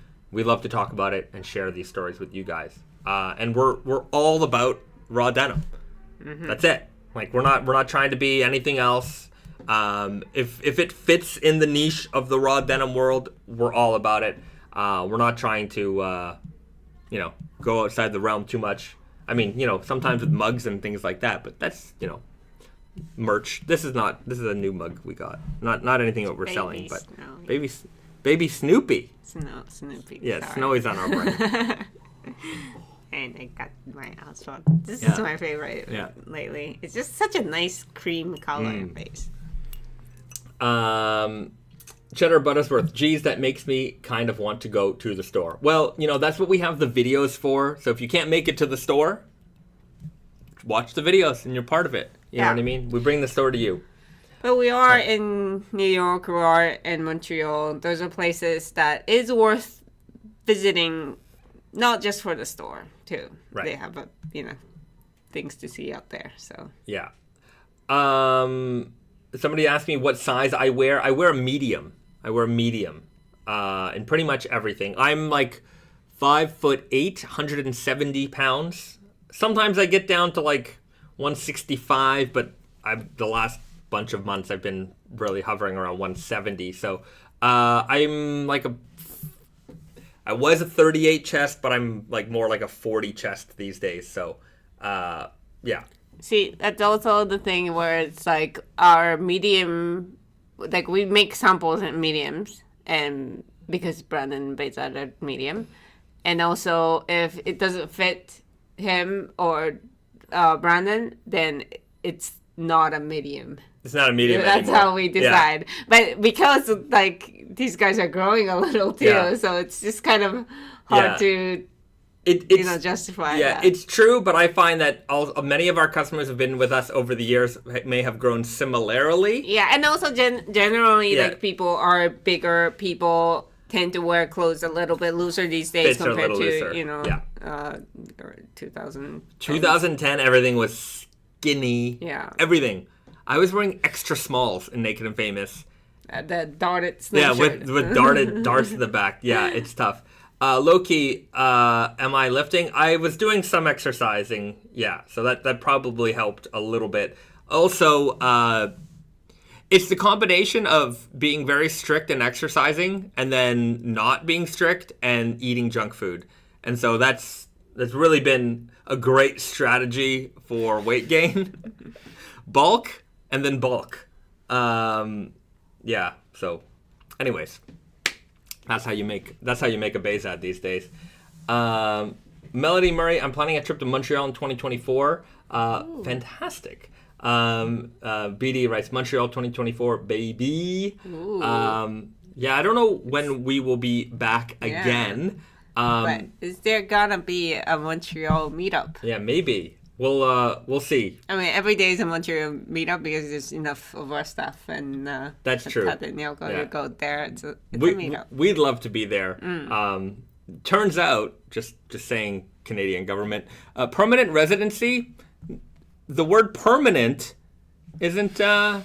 Well, anyways, it's a complicated issue. I'm a permanent resident in Canada, and I had my permanent resident card. My permanent residency doesn't expire, but permanent resident card expires, and it expired. Yeah. So.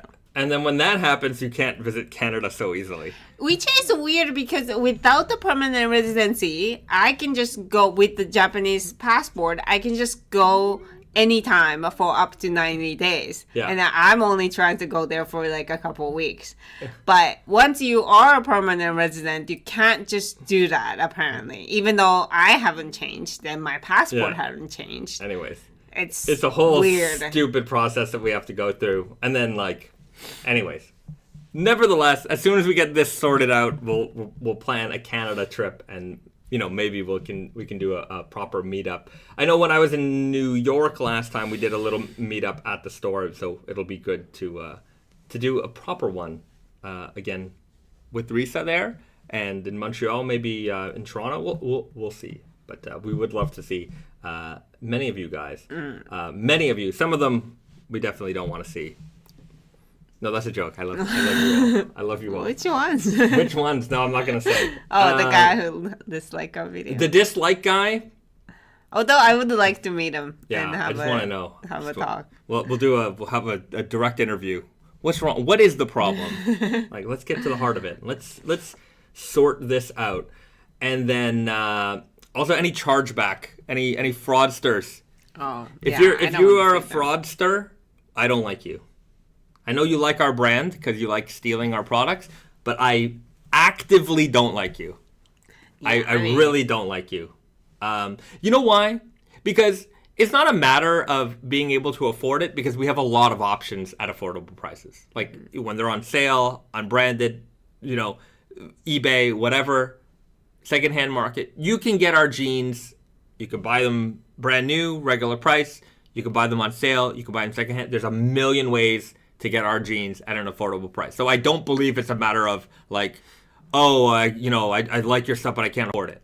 No. You want to steal it. You want to steal it from me. You want to steal it from you. You want to steal it from all of our staff. You want to steal our work. You do not appreciate what we do. You just feel like you specifically should have it for the cost of nothing, because you're special for some reason, and I actively dislike you. So if you are wearing our jeans that you stole, I wish bad things to happen to you. Yeah, I'm putting it out there. Just putting it right out into the universe, and hopefully my dreams come true. So there you go. Hit the like button if you liked that comment, by the way, everybody. If you liked that I dislike people who steal from us, hit the like button and show me how much you like my hate. There you go. Yeah. It's really not fair. Yeah, the revenge Selvedge. Yeah. But yeah, it really bugs me. It really bugs me because I really do think we do a good job of keeping prices down, making things affordable, having great options for everybody, and for you to do that, for you to do watch our streams or engage in our content and then do that, and why? What did we do to you? Yeah. Yeah. Seems odd. It should bug me. It does bug me. Yeah.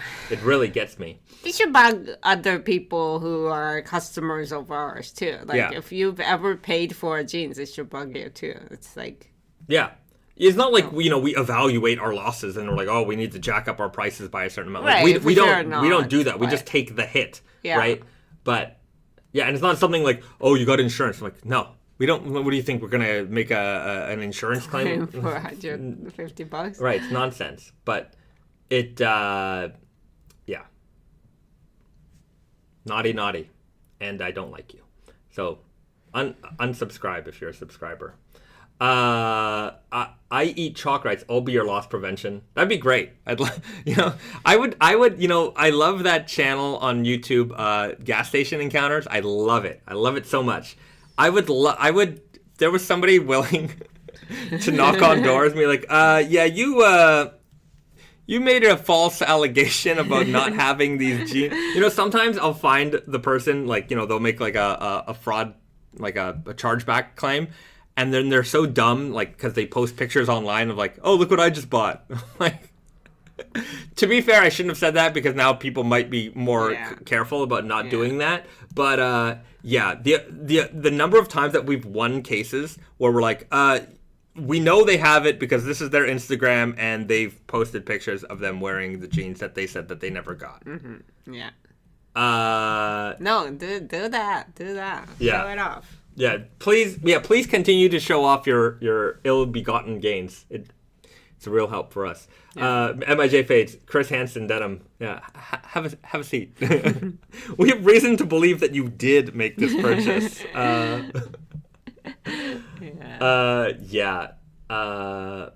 Alex Sherrill, scumbags are not careful. I mean, it's true. They're scumbags for a reason. I'm sure some are good. Like we can't, we lose chargeback fights also. Right, so. you can't win them all. That's true. So. Okay, Gary Rainey Jr. Details about the upcoming Naked and Famous 15-year anniversary. Let me pull that up for you because we've got pictures. At the very least, I have pictures. Hold on a second. How can I best? Where are they? No. Maybe here. Men's jeans. No. Go back up. Oh, there we go. Oh, do we have the all model? Maybe not. I don't think yet. I haven't seen them yet. You haven't seen them yet. Okay. Well, let's pull up a couple of photographs, and then we're gonna look at this photograph.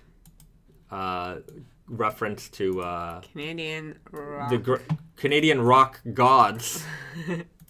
Canadian rock. What else can I say? The greatest Canadian rock band of all time. If you guys can name it in the chat, let's hear you. Okay, we've got them loaded up here. Let's see what we can do. So this is it. This is the Naked and Famous 15-year anniversary. The Naked and Famous 15-year anniversary. Not to be confused with the Naked and Famous Raised by Wolves 15-year anniversary dual collaboration. This is the Naked and Famous Denim 15-year anniversary denim. And you can see it here. We've got that incredible veg stand leather patch featuring the artwork of Rockin Jelly Bean. We've got the tragic blonde with her fur hat. She's coming home from being out in the woods all day. And then there's these beavers just there in her home. What the heck is going on? A little bit funny, a little bit naughty. And I have to say, this is the most clothes our tragic blonde has ever worn in a patch ever. Yeah. And I've never seen our tragic blonde wear our jeans before. That's it. So before she gets naked. Yeah, she's wearing jeans. So Selvedge jeans. Yeah. So here she is in quite the predicament and taking a look at the denim.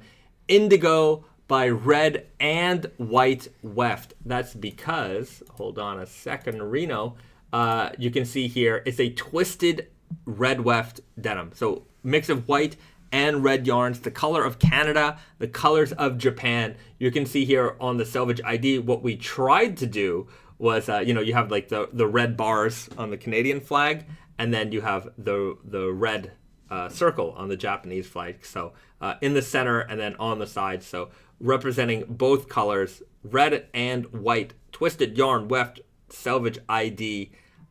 Selvage weft. Selvedge ID red weft. Really confusing my words here. You can see it's a big slub denim here as well. So all the juicy details that you love all put in together and then finished off with this awesome artwork. And look how hyper detailed this leather patch is. You know, all the like shading lines and everything really came out beautifully. You got Rockin Jelly Bean's signature right here as well. I mean, it just look at these beavers. Take off, eh? Very, very Canadian. 15th anniversary of Naked and Famous Denim. So there you have it, guys. This is the 15-year anniversary. It'll come with this beautiful pocket flasher. Let me go get the posters. So this is the first time we're selling the poster. It's properly printed, silk screen printed, high quality print poster.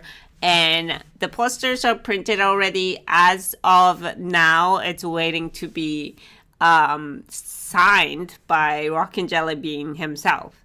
So each poster would come with the signature of the artist and numbered. And we have a total, I always think that I need to look it up, but I think the total number of prints will be like in the main, this artwork, just as is, with the same color, is probably like I think it's 150 and 100. Yeah, so like in the world, I think we're gonna have 300 of this colorway and the other colorway. Press main scene. Oh.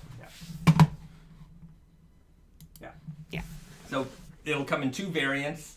The top one is the limited variant with the green. So this one, I think, limited to maybe 150 or 200 altogether. In the world, we're gonna have 100. 100 of the green, and I think it's 150 of this one. Yeah. Of so the bottom one also, it's quite limited, I think, to 300 in the world. So it's not a big release. Erostica, who's which is the Rockin Jelly Bean's own store, would carry them as well. So that's why we have some. Right.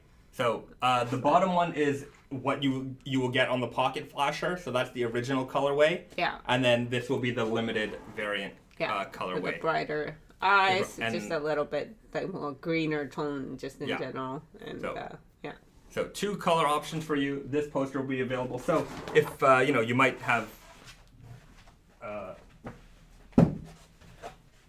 you might have enough jeans in your collection, but you want to celebrate the 15-year anniversary with us, we will have also the posters available. Release date, hopes, expectations, probable pricing. Pricing wise, we have them. I don't remember offhand. I think it's 200 something. Maybe 218, something like that. And as for fits, super guy, weird guy, easy guy, and true guy. But yeah, fit pricing, Risa's gonna look up for us here. We'll see what we can get for you on that. I'm sure like every now and then we mention in the stream, I just don't remember it offhand. Yeah, I think it's like 238 or something like that, but let me double check. Okay. And then Joy asked about the weight, and these are going to be 15 ounces. So 15 ounces for 15 years. Gary Raney Jr., no jackets for this one. We had just a limited amount of denim. We wanted to focus it on the jeans, which are the more popular selling of our garments.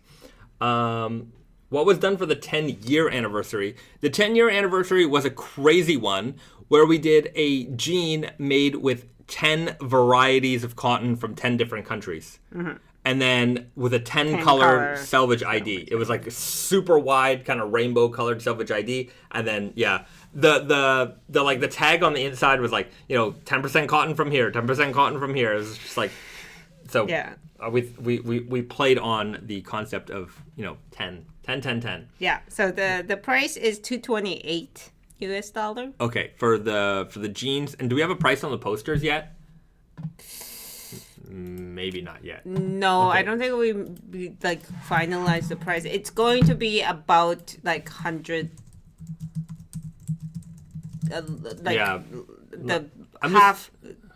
the first half of 100. Yeah, I'm just pulling up the Erotica website. 120 maybe, something like that. But yeah, you can just, I'm just going to pull up his website here and art poster. Although, wait, no. With the conversion, it might be just about $100 or so. So if you head over to the Erotica website, sorry, a little not safe for work posters here, but you can see these are, the kinds of pricing. So this is what you can expect here. So a lot of great options. Some of these are like second or third print runs, but some of them are that doesn't really change the price for his stuff, except in the if you're in the resale world, then it certainly does. But this is kind of what you can expect, as I would say probably around here. Because I think the poster bit size less. Is quite large. Yeah, maybe the price wise would be maybe like probably around here, 130, 120 US dollars kind of thing. Right, but you can see his stuff goes fast. It sells fast. Everything sells out. And not everything gets reprinted. So if you like his artwork, I collect his artwork. You really got to get it right away. Like, this is a third print of this poster, and like even then it sells out fast. Alien, that one's a great poster. Roller Boogie Night. So check it out. If you like, some of the stuff's a little bit more you know the word I'm thinking of, than others. Some of it isn't. But if you like the pinup kind of artwork, the kind of artwork you see from Naked and Famous Denim stuff, then it's certainly up your alley, which is why we love working with Rockin Jelly Bean. He also does like this one. I think he did one. This one wasn't Street Fighter, but look at that. I had this Panasonic Shockwave. I had this exact a cassette player. It wasn't a Walkman. It was a Shockwave. From Panasonic. Had a digital radio. I liked that because you could preset it. Risque is the word. That's right, risque. But I know he's done some stuff with Street Fighter, with Capcom. So he does like a lot of official artwork. He does official artwork for a lot of movies as well. He's very, very well known, and we're lucky to be able to have him create this artwork for us. So. There you have it. That's Erotica. That's Rockin Jelly Bean. The launch date is December. Is that the first week of December? Hold on. Stupid. Come on. I need to have these all set up. There it is. See, I have my files, but they're not always they don't always come up. 15 December 1st. December 1st. So soon. That's kind of right after Black Friday festivities. So just be aware of that. So if you it's coming up so quickly. Yeah, if you've got budget, it's like Black Friday, 15-year anniversary. Anyways, you decide what's best for you. That said, I just want to remind people about what we have going on for the Blackest Friday of the year. So Black Friday 2023 is upon us quite soon. It is November the 24th. Mm-hmm. But let's just go over to Tate and Yoko just to give you guys a lowdown of what we're going to be doing. So Black Friday will start early, a little bit early on Tate and Yoko and Naked and Famous Denim NYC, but the vast majority of deals will be happening over on Tate and Yoko. So just be aware that instead of starting the deals on November the 24th, the deals will actually start early on November the 22nd. So instead of our that's a Wednesday. Usually on Wednesdays we do something called 24-hour special. We won't do it that week, but we will make all of the sale prices available on Tate and Yoko without actually announcing the sale. So what we'll do is, in these sale sections, items that are 20% off, they'll become 30% off. Items that are 40% off, they'll become 60% off. There might be a few little additions here and there, maybe not so much because I really did a lot of that adjusting during the Thanksgiving Day sale. And then most brands will have some kind of discount as well.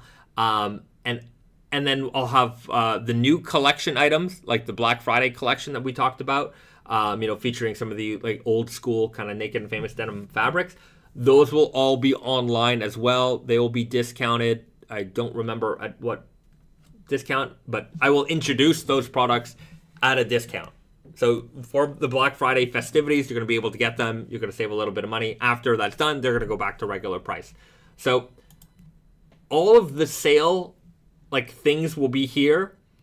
I'll probably add like a 10 or 15, maybe 15% off sale section like here.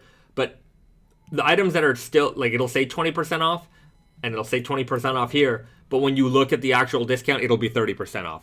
So all of this stuff is going to happen kind of behind this, secret, and it's just for you guys. Yeah. So live stream viewers, you know that you can shop early on the 22nd there.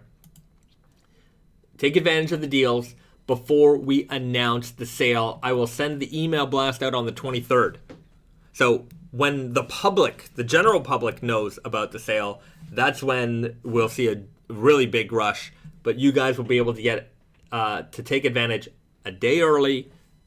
Sizes and stuff is going to be better for you. Availability will be better for you. So take advantage then and enjoy the sale. If there's something in there you like, grab it. Or if you're waiting for a 15-year anniversary, wait for that as well. Tell a friend. Whatever it is, we're going to make sure that the deals are they're there. Mm-hmm. We're going to make it a happening sale. Yeah. And the new styles will be available on Wednesday as well. Yeah. Snuff Spoon, Indigo Belt, and Forest Green Belt restock. Yeah, belt restock is coming. I just put it in a big restock for the store. So in the next week or two, you'll see a bunch of stuff that's been sold out on back up on the website. A lot of core stuff.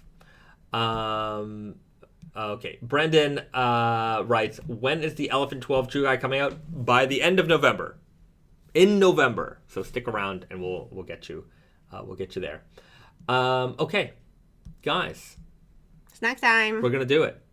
Snack time. Have like a jingle for the snack time. Okay. Next time we'll work on it. We have a cool thing. I like things like this. I think we're gonna enjoy it. Show it off. This is the matcha salt flavored potato chips. So this one, the brand Yemon, is like a big bottled green tea brand in Japan, and I guess they made potato chips. So it tastes like matcha green salt. Tea potato chips. Yeah. So matcha salt is a thing. Mm-hmm. I don't know why it's not so mainstream really. I only see it in like tempura. With tempura, you get that, and sometimes maybe with sushi kind of things, but it's really not so readily available everywhere. But I love them because it just does have this a little bitterness of the tea with the salt. It's just such a nice combo. Right. Okay. I'm not sure what to expect from this. Very matcha-y. Yeah, very matcha-y. Green potato chips. Yeah. It's not a bad. I have to say that every potato chip in here is not broken. They're all perfect. Every one of them. Yeah. Pretty good. Okay, so that's a weird looking one, but there it is. A lot of green salt on there. Mm-hmm. It does have these faint matcha smell. I don't know if I want matcha taste in my chip though. See, the thing is, I think a lot of people, especially in the West, associate matcha with sweet things. Yes. Like ice cream or snacks. But matcha is in itself, it's just like a bitter taste, it's a tea taste. So it's not necessarily only with sweet things, Okay, well, let's give it a try. All right. very matcha. It is not the best No. matcha salt. Like, it is not the best matcha salt I've had though. Sometimes matcha salt is so good. I want to put it on just anything. If it was just this seasoning, it's not. These aren't good. No, you don't like it? I still like it. It's not bad. No. It tastes like off salt chips. Like they're a little off. But you have like matcha salt in general, right? Yeah, it's fine, but I think it's just like that you're so programmed to think that this taste is only good with like sweets and coffee and stuff like that. Oh, gee. I just don't like the way it's mixed with the salt. I don't like the way it's mixed with the potato chip flavor. The Raven, he says it's not good, but he ate 4 chips. I mean, they're not unedible, right? Well, it's good. It's just a little something. Like that one's got a lot on there. Yeah.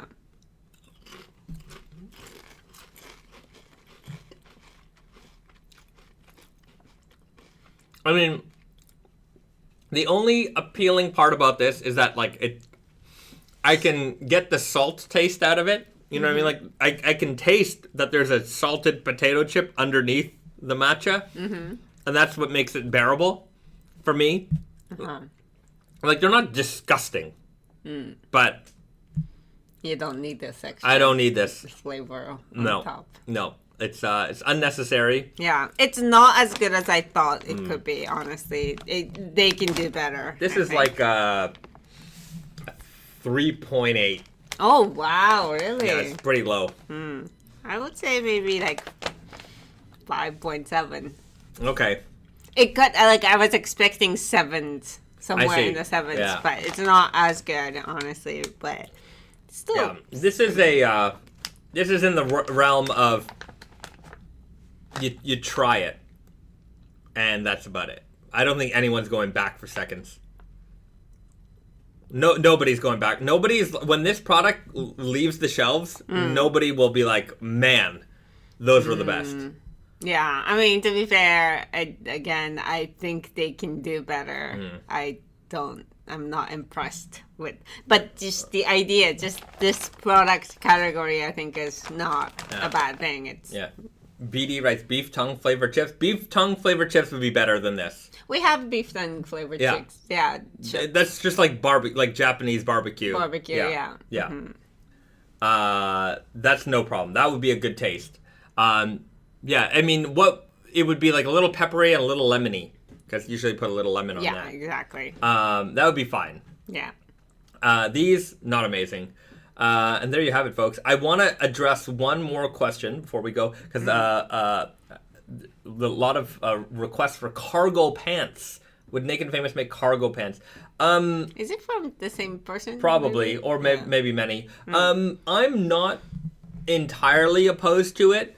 My thing is that if we do it, it would be a little bit more military style. Mm-hmm. And I find that sometimes I don't like doing like straight up repros, because I find that there's enough.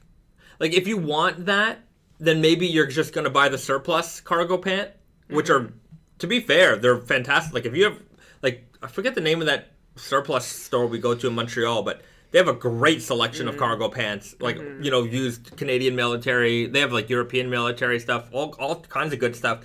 And it's not expensive. Mm-hmm. And, like, the beauty of surplus is that when the government is buying something, for the military, they don't skimp. Mm-hmm. Like, it's made really well. Mm-hmm. So it's hard to make, like, a cargo pant of, like, that quality. Because I would want, like, for me, I would want to make it military style, right? It would be hard for us to make it of that quality at a price point that could just really, compete with. Maybe it's just my head. Maybe some people are like, I wouldn't wear used clothes. There's people out there who are like that.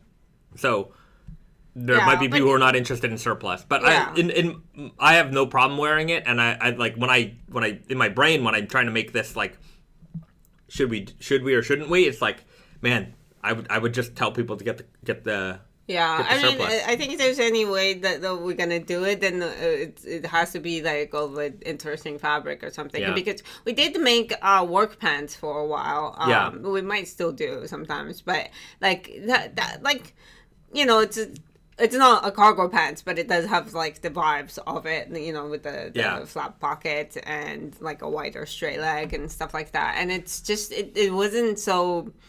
The reaction wasn't so strong. You know? That too. Yeah. Yeah. I don't know if there's like we have enough like audience for that type of product. Yeah. Alex makes a good point. Surplus is usually extra stock. Yeah. Sometimes extra stock. Sometimes it's used. Anyhow, I know the place that we go to, everything there was used, and the fact that it was used, like there's like fading, and you know, it just there's this part of it that looks really nice. And here's just a pro tip. Just in general, if you go to your surplus store, and if they have any Gore-Tex jackets, buy them. You like military, like they have a really, what they use for like Canadian military, or even like American military Gore-Tex wise, is fantastic. And maybe it's old, and maybe some of that like water resistance has left, but you can actually reapply water resistance to those jackets. So there's like products like Granger's, and you wash it with that, and you've re-waterproofed those garments. So you can get like what is equivalent to a very, very expensive jacket elsewhere, and then you get them for really cheap. Also, if you can ever find it, there is a military / police force version of Arc'teryx that is only sold to the military or like police. But sometimes that stuff ends up in surplus, and if you can find it, it's worth a lot, and it's very, very good stuff. Mm-hmm. So there are some thrifting tips for you guys. Okay. David Dixon writes, Nick Wax is also popular in the snow community to restore water repellency. That's right. Nick Wax and Granger's, very, very good products. Okay. I think we're going to leave it there. Okay, we'll do that. Guys, another successful, highly successful live stream in the books. Hopefully you got something out of it. Hopefully our rants weren't so... We clearly kept our promise of sticking to raw denim only. Yeah, it's true. We talked about cassettes and Blu-rays, ragged on brands that did not stay true to... That was raw denim. That was true. And we had some potato chips. Yeah. We did preview 15-year anniversary, military surplus. Anyways, it was all in the realm. I would say it's just the Blu-rays. But we were talking about collecting, and then it ranted into that. Mm-hmm. So anyways... If it were me, I would rank this live stream 10 out of 10. 10 out of 10, everybody. So tell your friends, tell your enemies, tell your loved ones to tune in to the Naked Famous Denim live stream. If you're a thief, I don't like you. Stop tuning in and buy from those other brands. Mm-hmm. Be a supporter of them. What if we lost like half of our subscribers? I don't think so. I don't think so. I love everyone. Mm-hmm. Thank you guys for tuning in, except for the thieves. I don't like you. And we'll see you guys next time. All right. Have a good one. Bye everyone.